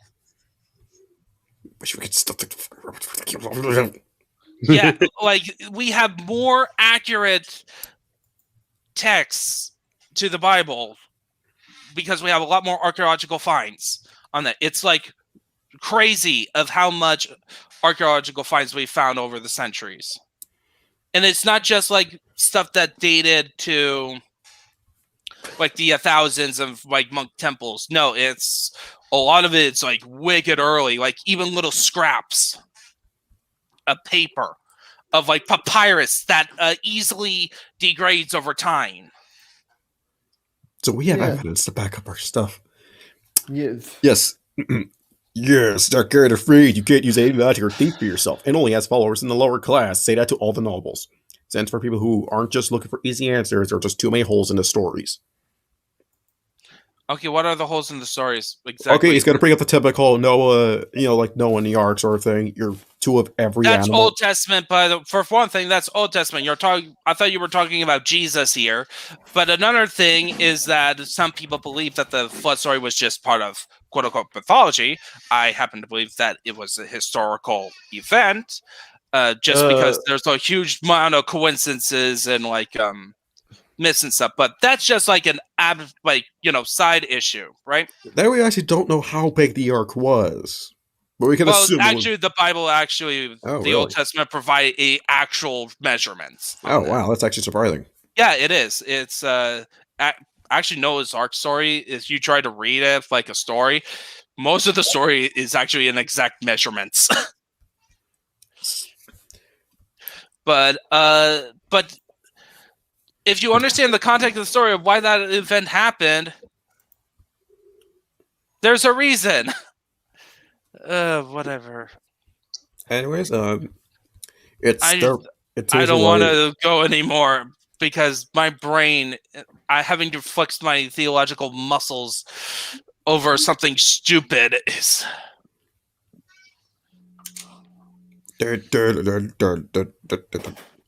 Oh my god! Okay, helping. Oh, if you fall, we can just help you get back up. You get to be this. Okay, right to the Umber Witches, who used to operate as you ninjas do, killing a vast number of witches to pass a single one. Even then, the magic they used it was either do it right or die. Well, yeah, you can't mess up magic. We simply killed them all. They were never more than a few hundred at most. But how did you find them all? Oh, okay,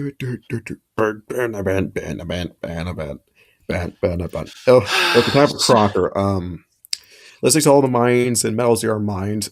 Aluminium, coal, gold, silver, copper, iron, and other miscellaneous metals that would fuel the machine of the Empire. Off the coast are rich fishing grounds and wild ponds. Vast forests that can be used as lumber, new crops to be exported. What rough? Oh. Okay, I'm not. Hold on. I'm gonna look at something real quick. Crops grown.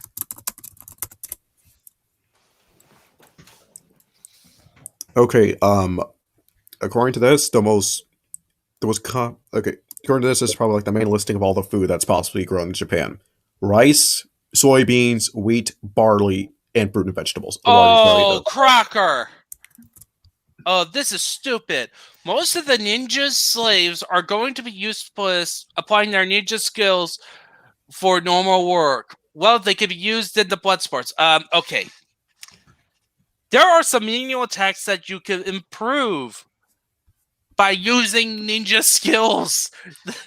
Maybe you can finally advance your medicine. And also is it's just like think of manual labor. You could do stuff a lot quicker. Like if they're so quick of hopping around and fast, you can make them as quick messengers, for example. Messages will be like easier if all your advanced be mailmen, okay? Just imagine being ninja mailmen. And, oh my god, now the schedule is probably going to even be tighter for all the mailmen. Yeah, but they're used to it because they're ninjas. Yep. The animal huntry that the ninjas clan use to breed war animals can be useful on farm animals. There's an entire different subsection of how to train war animals versus how to train regular animals. Yeah, usually because regular animals just is to how to use certain tools on the fields. Yeah. Or some animals are just set out in the field alone. They have the know-how just to be taking care of themselves while on the field. Well, I'm assuming war animals, you will have a hard time putting them on the field without them killing all the other animals. The lords are coming soon. We need a fort ready for them. On the way is to maintain order in the lands, make you people who want to live the Roman way of life. I'd rather not, because you murdered everyone that said no. Yeah, I'd rather not. I want to join the Japanese Empire. Yeah, actually, I'd like to go. See over there. It's like it looks like a little bit. It looks like a lot of fun. Yeah, or could you just send me to China, at least? China or Australia. Yeah. Australia is a lot better. Like, it's so horrible. Yeah, that's the worst thing you could do to me. Send me to Australia. If you go to China, just don't cross past Lupu. Well, if I do, just be respectful. Yes. And wherever you do, That guy's do not pursue him. If you see him going a direction, and it's the same direction you're heading in, turn the other way and go around. Or wait a day. Just wait a day. All the way. Don't draw your sword near Lubu. You're instantly dead. It will be quite a while. You need to be at least a mile away from him before you can draw your sword. Oh, finally, in this chapter, we're gonna remove the seal. Yay! This was Fine, Yep, Yeah. they're in the statue. Yeah, okay. You don't want to know how they have this procedure meta? How? Okay, so they take out a demon, right? And put him in a statue, right? With a seal. Then they break that statue into 100 pieces and scatter them. Why? And by the way, apparently it's the best way of doing it. But we have plenty of different myths and stories that say that breaking something, if it's sealed into it, like breaking a statue, dropping a boss, actually breaks the seal. Not keep the seal going. Yeah, so what the fuck? It's like saying that but these are Roman seals. it's true. Nothing compared to Druid seals. True. If a Druid saw a seal, he just has to look at it and it breaks. Oh, there's another cup we need to put in. Like, why the magic of the One druids, look. of course. Yes. Just one look, and everything just breaks. Yeah. If you could find that, please send it to me, Ninja. Yeah, I'll have to clip that out. Like, why the magic of the druids, of course. Yeah, it shouldn't be too hard. You just have to go to the Salt Arc. No, imagine like a Roman soldier looking into the mountain. Suddenly it breaks. All you hear is just an avalanche. And a bunch of villagers screaming. It looks like somebody didn't break their seal. Break the statue 100 times.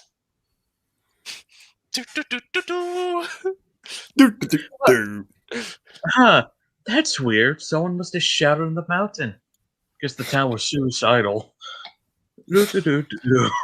When a demon dies, the personality that was in control dies, and a new one takes over. Now, the statue is broke, you will die, but you'll come back to life later with a different mind. So, reincarnation. That's literally a reincarnation. So the demon's gonna be reincarnated. Really? That sounds like a bad idea. That actually sounds worse. You gave a demon a new body. What the fuck is wrong with you? You do realize what's stopping him from just waving a tail and destroying your entire fort. Because it is described, in the source material, they describe that every sway of Kyuubi's tail caused a tsunami or broke a small mountain. So why? That is how powerful he is. That powerful, I assume, if you can break summon a tsunami. Oh wait, all right, sorry. Here's the other thing. So wait, are they threatening to Dytail's fox to stuff him in a mirror? Actually, here's what they do. You want to know something that's interesting in the world, Naruto? And you want to know why they never tried sealing a Nine-Tails fox into the statue? Why? Because, and this is something that's actually a thing, tail based above 4 tails, every tail based above the number 4, are too powerful to be sealed away in normal objects. I really want to know how the hell they got. That gives you a context for why exactly they didn't try sealing it into a statue. Alright, I really want to know how they got rid of Kurama in the actual manga. Probably gonna be something stupid. Yeah, probably. Okay, ideas for animal summons would be nice. Give the animal what the stage power does to the user. Nobody cares. One reason why the Roman sealing power works better is because the seal is now in solid piece, while the ninja one has an opening that lets steaming power be used. In other ways, it's a doorway. That's why all the seals the ninjas use are flawed, as all of them are designed to allow the use of demon power. No. Well, yeah. The Jinchuriki is a powerful weapon. They've established this. So they designed a seal around allowing the demon's power to be harnessed. Well, they're just making a flawless seal with no openings or any way to use the power sealed inside. Then what's the point? They do realize that there's they've tried that. They've sealed, like, they are capable of sealing demons. They're capable of sealing the tail beast into statues. They just can't do it for anything above the tail number 4. Because the second you get out to tail 5 and above, that's when they become too powerful to be sealed away in normal objects. Like, they get sealed them in, like, they get seals. Like, because Rome never fail or suffer defeats or forced to split into, Christianity is just one of the many faiths in the empire. So it's never made it to the main faith of the empire. The faith remains centered around the lower classes. In my faith are losing followers, as people don't have to put their faith into an all-powerful being for answers.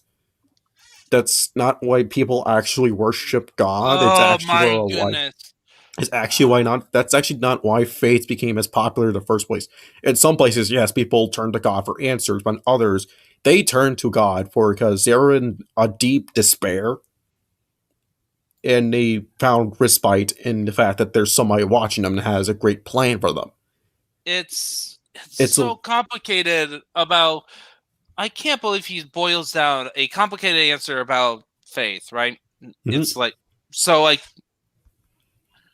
for me, I grew up as a Christian, and I have remained my faith because I find it as the best way to explain the goings on in this universe. And like, no matter how much, right, of science and philosophy have we made up without God within the equations, it still does not make any sense. Like, the more I learn about like the latest scientific discoveries, or, you know, just hearing some things about, it just makes me more understanding of there only a God can create this world, and he has to be a kind God. Otherwise, humanity, as the way they are, is we would all be dead. We will all be a lot smaller.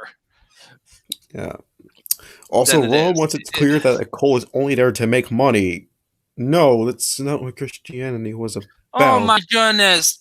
Okay. It's like, that's a church, actually. That's the church, but not Christianity. Like, yeah, that's like a church, and that's even more complicated. It's like, it's more of like, yeah, money is a thing that, money is not just like a pure thing that it's everyone wants. Some people wants it so that they can use it for the benefits for good. It's like, even acquiring material wealth is complicated. You know, it's like making me more salty about this. It's like, this person doesn't understand complicated subjects as faith.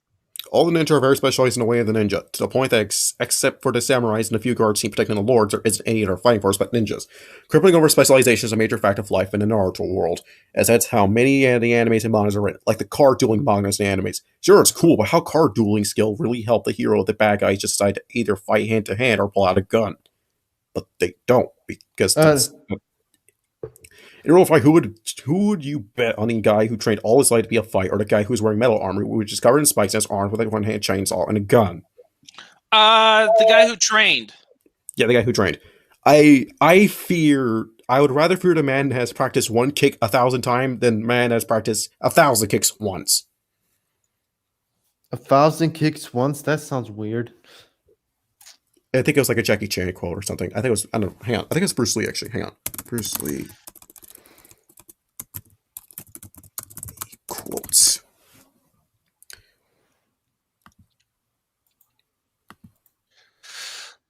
Yeah, we're getting into silliness now. Okay. Kicks. Okay. I fear not the man. Okay. This is from Bruce Lee. I fear not the man who has practiced 10,000 kicks once, but I fear the man who has practiced one kick 10,000 times. Bingo! Found it. What have you found?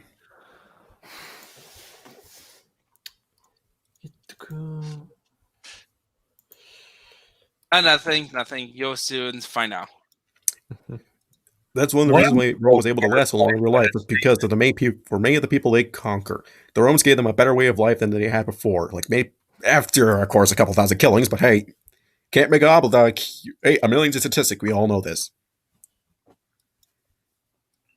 The fox statues like that of Shindu and Jackie Chan adventures. Oh, someone remembers that show as well. Awesome. 25, the hostage. Yeah, you Only were 2 more talking about, chapters. yeah, you were talking about Jackie Chan, and then yes. No, Well, I was brought up who I remember quickly was the one who said about the kicks, and that was Bruce Lee.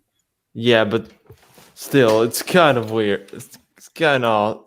You know what's funny? Yeah, let's. I Okay, here it actually is. have a Jackie Chan movie. Interesting. Anyways, the hostage. Okay, Hannah is running a character to the Roman camp. Several ninjas, everyone, ninja women. They're trying to get the men to talk. I mean, yeah, that's like one of the easiest things to. So does the Roman Empire stay predominantly pagan in this story? Nope, they're not even pagan. They're like atheists. Yeah, Yeah, Because which is worse. pagans would be that pagan belief would be that they worship multiple gods, and in the case of the Romans would be the emperor above all. they don't even have that. They don't even have a cult of the emperor. They just are science. Yeah. All right, I send you a direct message. You could. All right. All right. So we're on the hostage. We got 3 more chapters. All right. What? So. Oh, Hinata is coming involved finally. By the way, how Sasuke is doing in Sakura? Who are those? I don't remember. Oh, wait, crap. Oh, right. Oh yeah. Oh crap! Hey, I uploaded the clip into like the wrong place. I accidentally put it in uploads. I'm putting like intros, reactions, and outros. I meant to put in reactions because that's like Yeah. Several ninjas and handmaiden. Okay. Okay. So.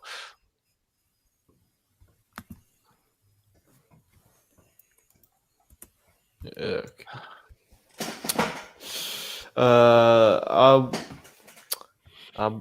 Okay. I have to go. I will be back. bye. All right. Okay. So how do we explain half the stuff's going on in this story? Simple. Through the magic of the druids.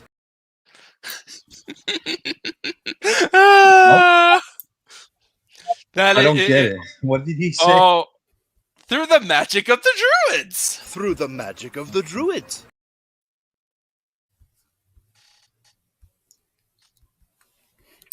Okay. Age of Ninja is over. Age of Ninja. I'm reading ahead. So basically, Yeah. in short, the Fire Lord Ozai has cut off all funding to all the Leaf Village ninjas. So they go on a gamut of sending Hanada with her handmaidens in the village. Also, I also realized something. If there's a Fire Lord, or his name, the Fire Lord's name is Ozai, right? No, it's a joke that both In me this, and Wise Wolf because when apparently when Latvian first heard it, he thought Ozai, and me too. I just thought Fire Lord, as in Fire Lord Ozai. Yeah. So it's pretty much a thing. that would have been That would have been funny. Just don't mess. Listen, Ozai may be terrified, but don't mess with Iroh. Iroh will break you. Iroh. Yeah, you know what? Like his advisor is Iroh, and he actually listens to him, not because he has, but because he has wise advice, and because he will break him in two if he goes against his wishes. What about Iron? Or Uncle Iron?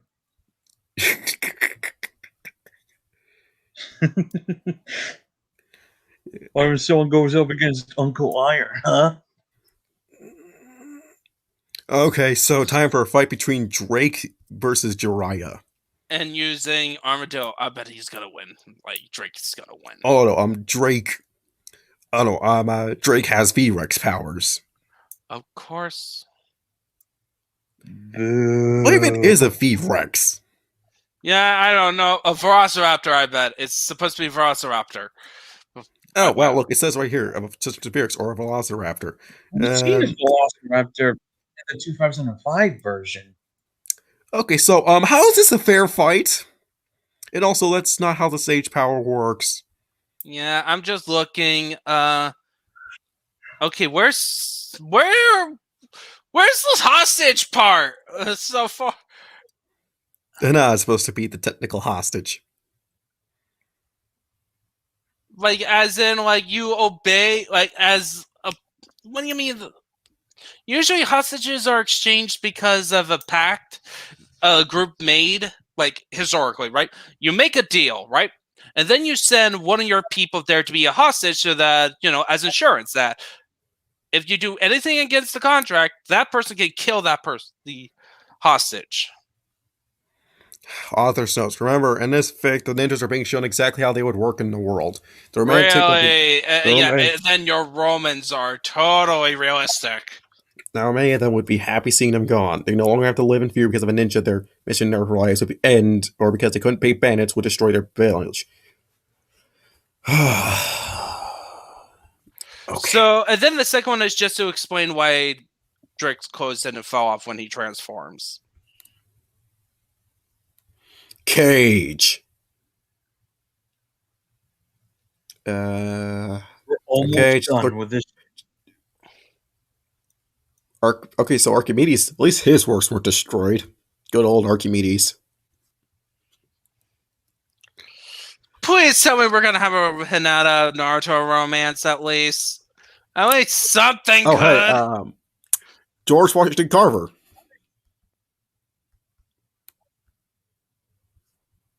No joke, he's What? one of the great persons of the Roman Empire, George Washington Carver. Bring out the purge. I think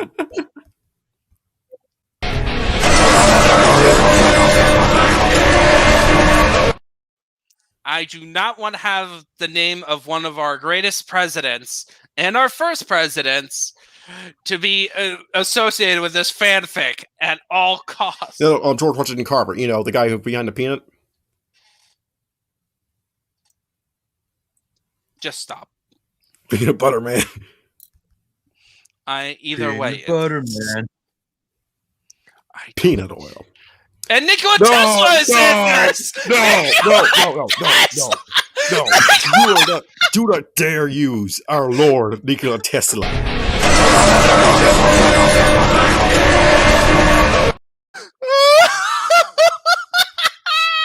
And plus, so is this modern day Roman Empire? How do they not have Tesla tech how do they not have Tesla tech if Nikola Tesla was one of their great people? Like, Nikola Tesla is in 1800s.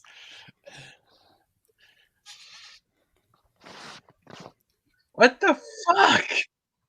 Oh my goodness. Is he just picking up random names? Also, apparently, their government is both a meritocracy and had checks and balances. What? Where is this? Rome, the heart of the empire, is a massive city that there is nothing to compare to in the elemental countries. It is where the heart of industry is located at. As many of the Okay, the royal family rules the empire there, and their power is kept in check by the sheer bureaucracy that runs the empire. And bureaucracy is not good at all. Bureaucracy is a bad thing. It actually makes it worse. Yes. I can't believe that we made it accurate in our story. Yeah, like, remember, you know what blocks down the Imperium of Man? The massive amounts of bureaucracy, of the bureaucratic hell that is the Imperium of Man.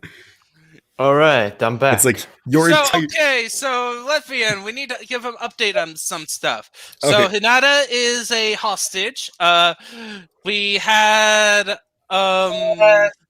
A Velociraptor George? power sage mode defeating Toad sage mode. The fuck?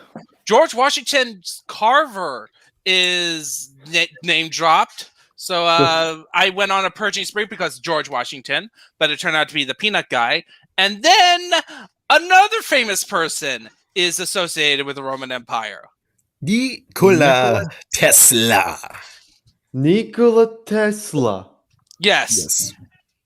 But I need a reaction. What's the best one? Is yeah. Why is what?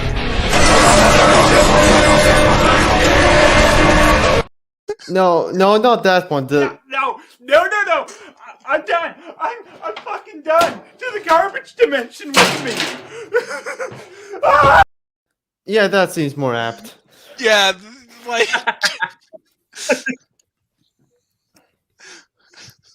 Yeah. Like, oh my goodness. Oh my god, he's even still new. He's still alive. So why do you not have laser weapons yet? Yeah, where's the laser weapons or lightning guns? No Ghostbuster tech? Man, that would be easier than Druid magic. They use Ghostbuster tech. Nikola Tesla, actually, Nikola Tesla is pretending to work with Roman. He sent all his great shit to the Baltic Alliance. Yeah, Wait, or the what? Russians. Or the Russians. Like, their point is to, like, crush the Baltic Alliance, then take on Rome. Like, after being recovered from the Mongolians. Those damn Mongolians. Yeah, he's just helping out anyone that's not the Romans. Just He's just using the Romans to get money. yeah. And because since the Romans' economy, all their industry is just focused on one thing, war. Yeah. So, yeah, Nikola Tesla's just exporting his own Tesla guns, Tesla gear. Like, he's pretending that they were, oh no, my documents got stolen! In truth, he just sold a copy of it over to the Russians. No, what he did is that he had Vinland traders pretend to, quote-unquote, raid his place. And then the Vinlands have it, and the Vinlands are in good terms with the Russians and the Baltic states. So they actually don't raid them. So they trade with the Baltic states, then the Baltic states trade with the Russians. Us trading Baltic states trading with Russians. Yes, No, yes, Tesla, next- yes, thank you. No, the next time they raid, they come in with lawyer suits. believe it or not, that's actually one of the ways that Finland sometimes raids in a wide variety of ways. They do the old fast raid. Sometimes they do like that old we're hereby taking control of this property sort of raid sort of thing, where they possess all your stuff. Yeah, like they're trying to. Right now, they're going through a lawsuit about their country, their whole towns that got taken by the Romans, that got torched. Surprisingly, the Midlands are very patient. They've been on the waiting list for the past 3 years. Yeah, even though they know that they're not going to win because the Roman bureaucracy sucks and very corrupt. It doesn't But stop. anyway, so Yeah, I know and Tenten are with her. No, Sakura is in there. So Sakura, I know and Tenten volunteered to be handmaidens to Hinata. Anyways, So wait, are we gonna have? Is he gonna write that Naruto sleeps with all of them? Please, I want this. That would be hilarious. It's just gonna be Oh, a Naruto Harriman. oh, that's so Eat that's while so in funny. Crocker's bedroom. Crocker. What? You know, I want to make a joke with. Wait, Croc. there's a Cocktail bedroom scene. Tell Okay, me that is it's yeah, in there. No, Genosuke. Conqueror's Chambers. Obero? Oh, what? What? You mean the Kuski? Akiginu? Yeah. I wanted to Kageru, Obero, and Genosuke. Well, yeah, I feel like these are characters from another franchise. Yeah. Oh yeah, Wolf. Uh, Can I make a request? Go Can I ahead. make a joke? Can I make Go a ahead. joke with Crocker's name? Go ahead. Huh? What's Crocker doing here? There's no fairies here. I don't get it. Very odd parents. Oh, There's a guy that's named Crocker. I know him now. Oh, This is a Crocker. This is Crocker's lame younger twin sister. are two ninja clans ending their feud because of the Romans? Yeah, Romans did it. oh, come on. Time to end feud. Because Then- otherwise, the clans that starts it will become slaves. Mm. Totally not gonna make animosities. You know, partially this is exactly why the Egyptians still raid their colonies. I love it how Crocker compares ninjas to fine breeding horses. Really? Then again, gladiators were compared to that. But So elsewhere, Mandato.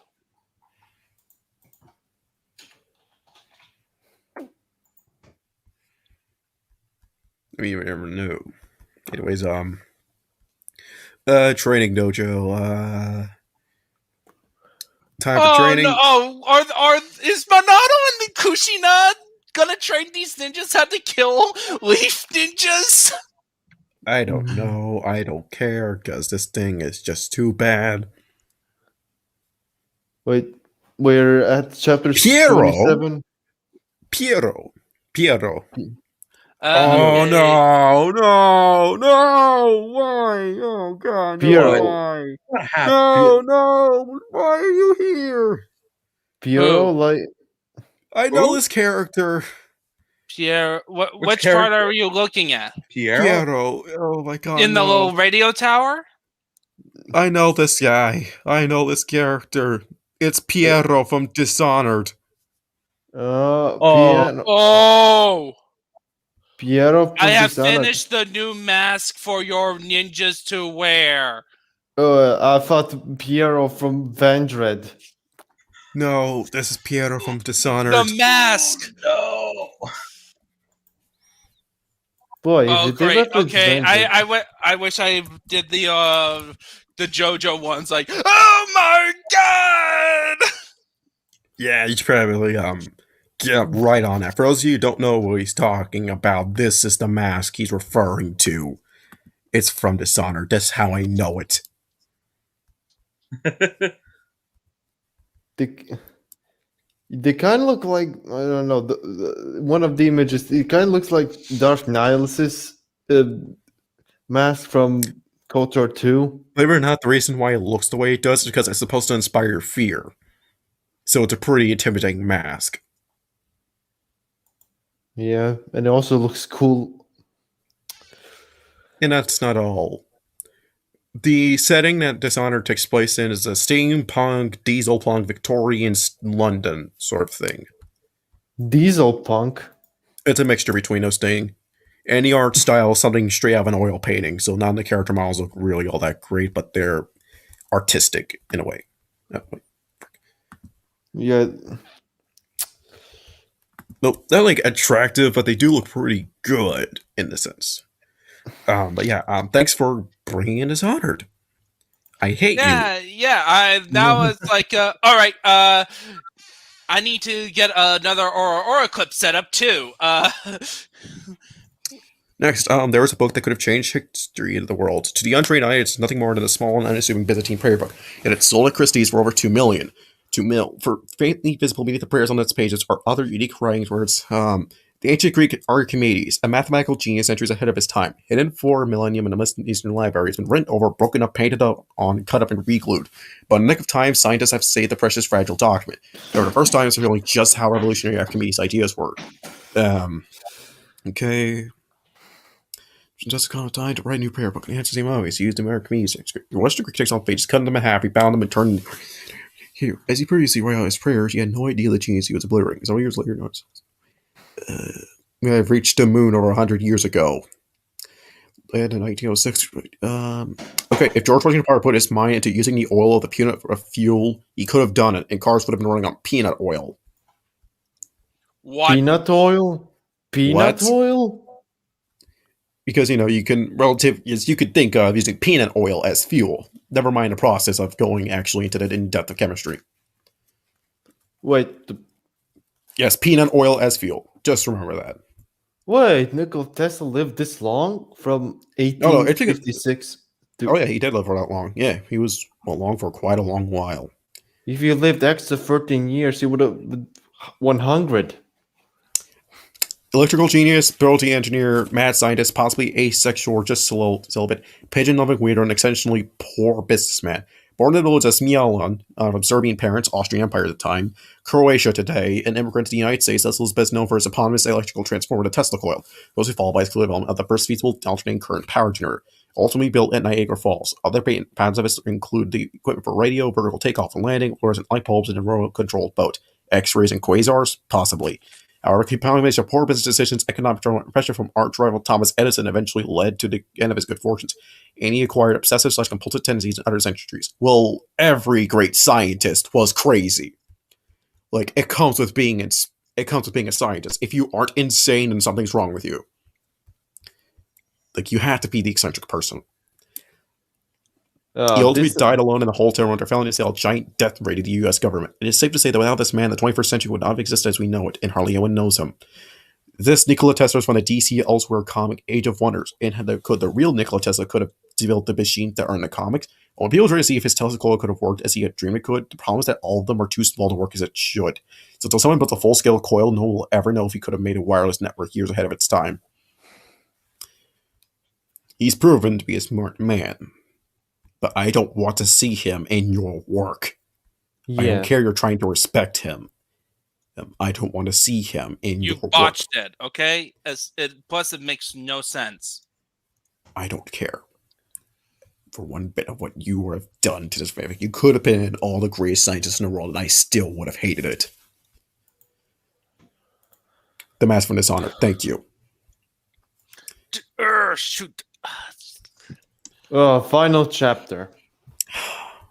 Okay. Garden Grows. Roman General Jake, V-Rex.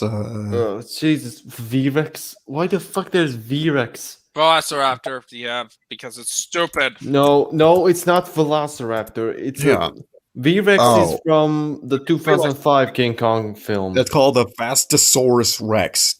Vastosaurus Rex. Ravager of Lizard King. Guys, I just realized something. What? We're at 27 now.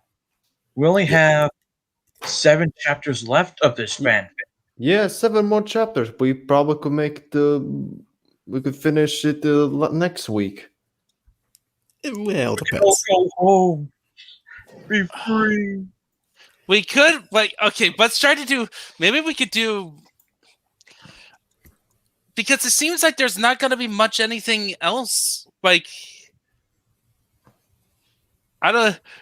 don't think he's worth another week. I mean, that's really up to. Oh, we have to decide. We need to at least finish this. Yeah. There are scores out there. We can't cop out. Otherwise, how else are we going to get to My Immortal? Yes, I would love. I'd much rather read My Immortal. What's My Immortal? You don't want to know. Oh, no. You don't want to know. Yes. Oh no. Okay, how about this? If I get 100 subs, I will do My Immortal. With the rate you're going, it's gonna probably take you about at least end of the year. Unless I'm trying to be positive. It's like ouch. Celebrate stuff like that, or who knows? Maybe for like a 2-year, it's like maybe for like a 1-year anniversary, I'll do it. I'll read 3 chapters of My Immortal, and then you will, and then I'll wait another year or so. Yes. I'll wait another year to read the other 3. They're pretty much a set in their fate. Juggernauts. Juggernauts. Juggernauts. Juggernauts. Juggernauts. I am Juggernaut, bitch. Yeah. I'm the Juggernaut, bitch. I hate this I'm so the much. Juggernaut, bitch. I'm sorry.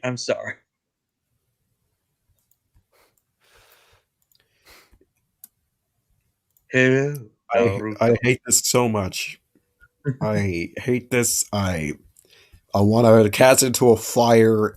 I want to throw it into the pit of Mount Doom so it never sees the light of day again.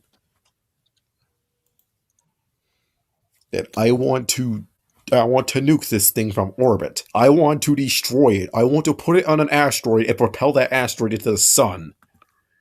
And I want this thing to die.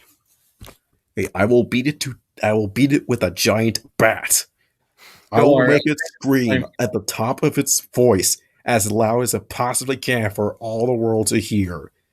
These words that may or may not be said, but it has to be said. Oh my god!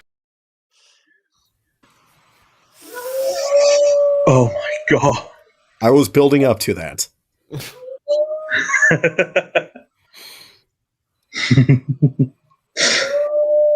Yes, I am currently actually editing out clips for to be used. Okay, old masters do have years of fighting experience under their belt, but it doesn't change the fact that they're old and have been pushing their bodies to the limits for years, which equates them to having body pain in later life. There is a reason why old masters don't normally fight, and leave that to the younger fighters. Because while the younger masters kind of doing it, the old masters body can't just shrug it off. It's the reason why they always aim to end the fight as fast as they can, as their bodies simply can't keep up with the younger ones in a drawn-out fight. Tell it to Ishin Ashina. Even in his old state, he will try to kill you just to stop you from murdering everybody. Who is that? From Sekiro, Shadows Die Twice. Well, but it's wait. We need a real world example. I don't know. Yeah. There was. No, that doesn't count. Just. There've probably been some old geezers that probably have done so much impossible things for their ages. No Hollywood tactic is going to be used in this fic, except for the Hollywood tactic of more number equal better. Yeah. And headshots and guns and headshots and I don't know, guns are cool, but come on. The Juggernaut's goal will be like fighting Rampage or Beast Wars when he first showed up, before half his spark was cut off of weakening him. No. Do not bring in better works to make yours better. Especially Transformers. We already read a horrible Transformers fanfic. We're about to read another one after the we bulls finish and elephants this are shit. like big enemies in God of War. I will hunt you down and strangle you for using a God of War as references for your enemies. Well, come on. I may be over exaggerating, but I tried. I honestly tried to watch a God of War playthrough. I stopped. Why? I cannot suffer the story. Of what? God of War. Which God of War? I tried to do God of War Ascension, then the second I saw the elephant enemy, I stopped. Elephant enemy? The Juggernaut. Oh. Yes, that's an enemy in God of War. It's a giant elephant, and the second I saw it, I just stopped, because nope. Really? Because of a giant fucking elephant? I know, weird and very, very much. I know, weird and a very weird reason to stop, but otherwise I just wasn't interested in the gameplay. I did try to watch another playthrough, God of War 2. I got up to the part where Zeus betrays him and I stopped. You know, I recommend you watch God of War lore videos by Gamer Thumb TV. Yeah, I tried to watch some cutscenes of God of War 3. After Poseidon, I stopped. Whatever. Okay. Hey, so I have some more clips. Okay, and we are finished. Oh, so there was nothing other interesting stuff? No, it was just him calling in just large gangs. Which is bullshit most of the time. Well, okay. I'm actually, except when it I'm comes actually to ready Foot to Climb from do more. TMNT. Could we do more? You want to do more? Oh, please, no more. Okay, you'll get more. You'll get more. Chapter 28, baby. Oh, so we Oh. are gonna make it try to finish it. Wait, hang on. Oh, sorry. I accidentally closed it. Give me a view. Happy link. Since you asked for it, let me oblige you. And I also got a good finishing up that's on Google Drive. A good, like, once you finish, we refinish this fanfic. So number 28. Okay. Yep. All right, time for me to look up my full attention. Supply. Okay. Oh, finally, supplies. Finally, he remembers logistics. You know, this is a case of easy logistics. You know what that trope is, right? So 2 months later. Two All the months later- village finds itself lacking in supplies. So basically, they're all in sieges? They are in being sissy. Right back. Seriously, is there a wolf there somewhere? I hear all this howling.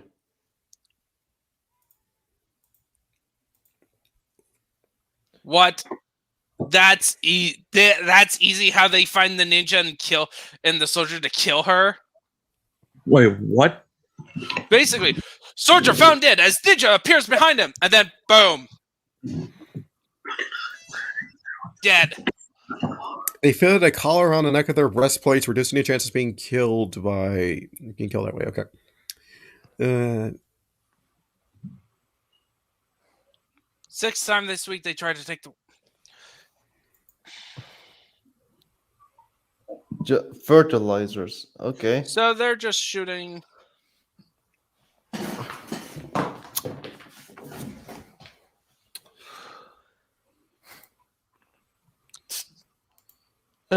Okay. So they're going to war. Okay, I have to go again. All right. Wow, I can't believe we're making a commitment to trying to finish, or at least get to a good point of it. Yeah, well, this one is just like they're all starving. They're all starving. Now we're in siege mode, and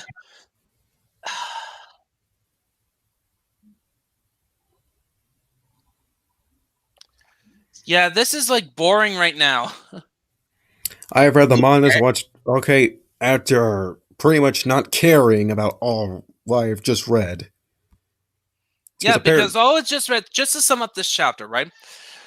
First part is an ambush that quickly ended with little tension. Second one, talking about the new situation that the ninjas are starving. And Kakashi's very bitter towards them. And by the way, where's Sasuke in all this? Sasuke's never mentioned. Sasuke, who's that? I forgot who that was. Yes, a minor character. Yeah, that must be a minor character. You know, if you forgot about it, then it wasn't important in the first place. Yep. So in this one, ninjas are getting more desperate at the time. Like, why aren't they throwing them in sieges right now? Like, they know the ninjas are raiding. That's not the benefit. Why aren't they invading these places? Those supplies to feed the ninja villagers that they can't produce on their own means a slow death for them. Like how any modern army like the U.S. would quickly fall apart. The supplies that are needed to maintain it is suddenly cut off. The same can be applied to the Romans. As ninja villagers put all their energy and resources to making ninjas, they really don't have the skills that are needed to do anything else. You know, else they could do, they could just ambush you by laying down traps. They can destroy your supply lines. Sure, they would have some farmers and animal breeders, but not on a scale that's needed to feed all the people in the village. Most of the land around the village are farmlands, but empty fields just ninja trains. So now she's.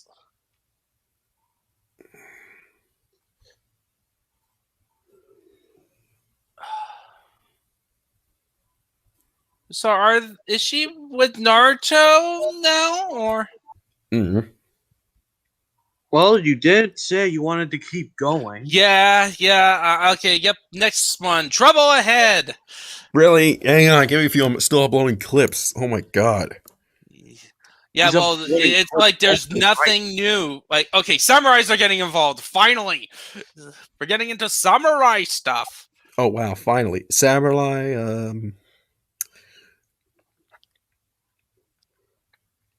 The land of Iron. Of course, they're gonna team up with. Really, they had the "thou shalt not kill." Really? No. Wait, are we on 29 now? Yep. Ninja wants to keep going. Land of Iron is the only place that's. Wow. So the samurai are gonna go to war. Please.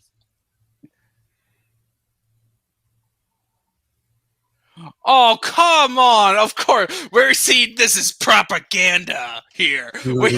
These are Roman propaganda. Elsewhere. And I love it how in these last chapters, the author doesn't have any more author's notes. Barely any author's notes that's worth talking about. The Apache's conjure food. Yeah, if they actually... I just want to point out, Naruto used his chakra to make plants grow quickly.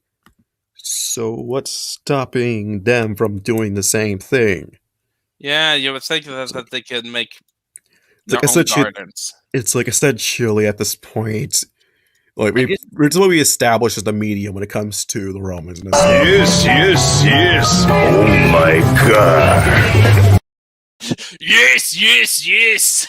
Oh my god. Yep. Basically, now you have a clip for every time it's like, these again. Like, actually, we get it. To be fair, I don't think if they did use magic to like make food, there might be like magical properties, and they don't want to like get anyone sick or something. Yeah. If we were oh my goodness! Reality. It's one paragraph. We can actually read it. Oh, okay. Wait, it is? Like, look, it's wicked short. Ayami awoke trying to remember what had happened. Her body felt like on fire from the pain she found herself in. She looks around and finds herself on her back in the forest. She could smell smoke and see it drifting from somewhere close to her. Then she remembers everything. The reason why she's here. She and her father had left the Leaf Village to shop in the Roman-controlled lands. With all the that happened in Leaf Village and the end of the way of life, it was time for them to leave. The only reason why her father had moved to the Leaf Village is because it's safer than being in a non-ninja village. The surrounding villages even before... Wait, this sounds familiar. She's leaving to a non-ninja village because it's safer and more economically prosper to be a Roman-controlled people territory. Mm-hmm. There's a certain alien race in 40K that's part of their policy of taking over. You thinking what I think you're thinking? What do you think it is? I'm assuming it's blue fish. Yes, it's the freaking town! Oh no! The freaking town! For the greater good! The greater good! I need that clip. Great, I need it. Oh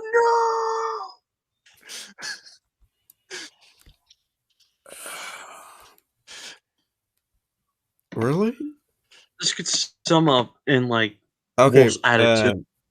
Okay, so Ayami's now dead. Kazami's now dead. Yeah, Ayami Shiraku, the ramen people. What the frick was this?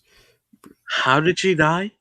Fireball hit their wagon, killing her father, and Kakashi stabbed her in the heart because we can't have you leaking anything that will put the village at risk. Yes. Oh my god. So they killed the ramen people.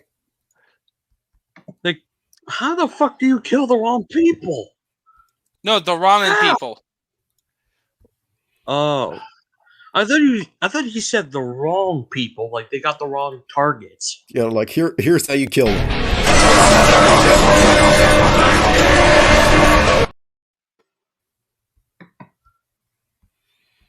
Just kill them. No, don't care. Yes. Okay, that's chapter 30. So chapter 30 was all about, hey, you like this character? Now we kill her. Because reality ensues. Oh my god! Hang on. Okay. Wait, hang on. Okay, what the fuck happened? What the fuck? Oh my happened? god! What the hell happened? So essentially, we come across a chapter, which is only one scene where we have a character dying. Who died? Ramen people. They're Ayame and Ichiraku. from the Naruto series. Yep. Yep. Shit. Because essentially the only thing you know is that this is 2 months later, and all the ninjas are starving because of the cut funding, and they're doing continual raids on the Romans, who have not done sieges yet, even though they know the ninjas are what they're up to. Well, it's exactly, it actually has justification for why they don't go after the Finland, because they know they're responsible, they can't do anything about it. Their bureaucracy is shit. Yeah. So I got the Greta Girl clip. I found one.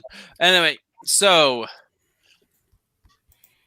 And then reality hits hard. That's 31. oh god, hang on, give me a few. I'm uploading a clip now. Just wait. Let's keep your seat buckled And in. by the way, 30 revealed to us that the Romans are actually the Tau from 40K. Oh, look at the. And you know what? Never mind. I was about to say, look at the. Let's at least say 32 to 34 for last week, as I don't want this to be the finale. Not yet, at least. Well, the finale we could do is like the reviews. That's the finale. True. And yes, this is essentially the Romans. Come, Sergeant. You should be ashamed. Calling yourself a community that cares. Okay, I can't do that. I Oh, can't play the wrong whole clip. Yeah, I can't play that clip. That'll probably get me struck. Okay. Wrong clip. Okay. I'll find a better one. I was reading reviews. Looks like he didn't finish this. I'll never have closure. Really? He never finished this? Hold on. He technically did with this remake. Hold on. He made a remake? Yeah, he shortened it. And basically ends with Naruto dying. The way the ninjas are carrying on with maintaining this land stasis is okay. Yeah, alright, we get this. This is all I have to say because we already know this is going. Yes, yes, yes. Oh my god. So if you Okay, now they're now destroying they're the leaf. invading. Yep, they're invading. The ninjas of the Leaf Village were taken totally off guard. I don't care. Ninjas bring it down. I don't care. I don't care. I don't care. I don't care. I don't care. I don't care. I don't care. I don't care. And the author's nose is him criticizing. Says, I don't see an ear, the amount or the anime. A great number of ninjas that can fly, and the sand village is overwhelmed by one ninja who has the means of flight. None of the ninjas are able to handle attacks to company are having fire flying a new Batman game. Finding get someone who can fly and attack with fire is a nightmare. Why I have seen that the layout of the village is basically a giant death trap once the surrounding forest is on fire, and that since there isn't many juices that would make good use of attacking from on top of a mountain, that would be lightly defended, since the ninjas in the monorail just sat back and attack from afar. Remember, the ninjas still have Roman to kill Greek fire, which is like napalm that covers targets in burning gel. The giant slug is a still slug, fire would kill it, especially if it's covered in burning gel and chucks its body or being hit by cannon fire allows the burning gel inside its body. I know it's not the action-packed attack that may be a real swamp, but it's how real warfare is played out, using long-range attack to kill the other side without ever seeing them face-to-face. It shows how modern warfare is. The only time Romans will use sword troops to attack village. I'm afraid that's actually kind of dependent, since you're technically talking about sieging a city. This is urban warfare. Yeah, this is Urban warfare is really, really dangerous. And takes a hard time, especially if the defenders are fighting to a man. Like Stalingrad lasted months, nearly a year, I think, or even over a year. They spent I think it spent like a whole year under siege. Yeah. That's because they fought tooth and nail. Yep. Okay. And then once any shonen style manga or anime where plot armor and cool rules is suddenly placed in a more quote unquote realistic setting, I'm put the air quotes myself. All the overpowered people are suddenly finding themselves unable to deal with foes who don't follow the rules they expect to be followed. Like even if Goku hits Naruto with one spirit bomb after another, the plot armor would protect Naruto every time. McCross, the reviewer, started a flame war with me over this. Fic wanted Naruto's to always be plot armored protected. Like if I did a crossover with Star Wars, he wouldn't want the ninjas to beat the stormtroopers just because they're ninjas. It doesn't matter if their energy weapons can kill with one shot. That's actually Star Wars. Because Star Wars. Energy weapon kills with one shot.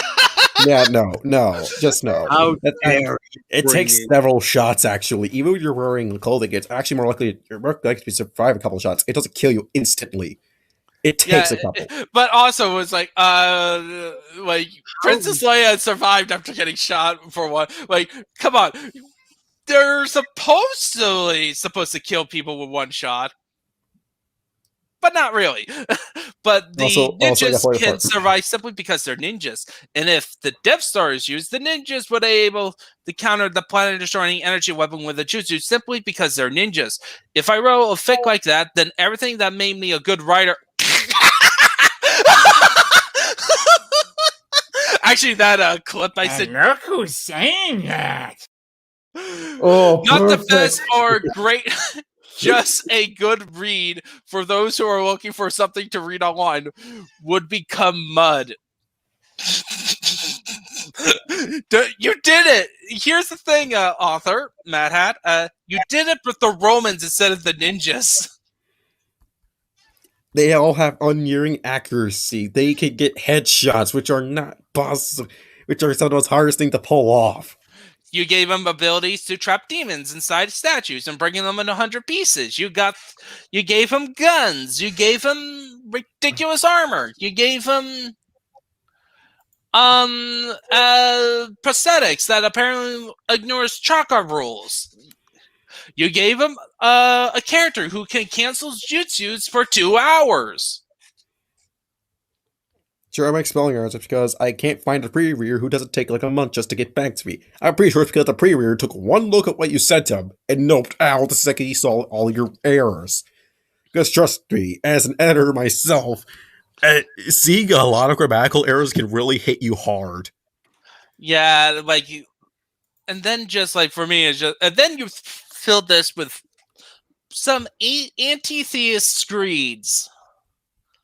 They're like edgy atheist screeds. Ugh.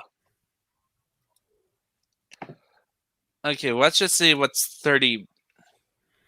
We'll save 33 and 34 for tomorrow. 32 and 32. The rest of tomorrow. Okay. Yeah. Next week. Sorry, next week. Yeah. Tomorrow comes today. That means we could actually spend next week more talking about the reviews. Yeah, we'll do the reviews next week. Why not wait. Why not have like the chapter?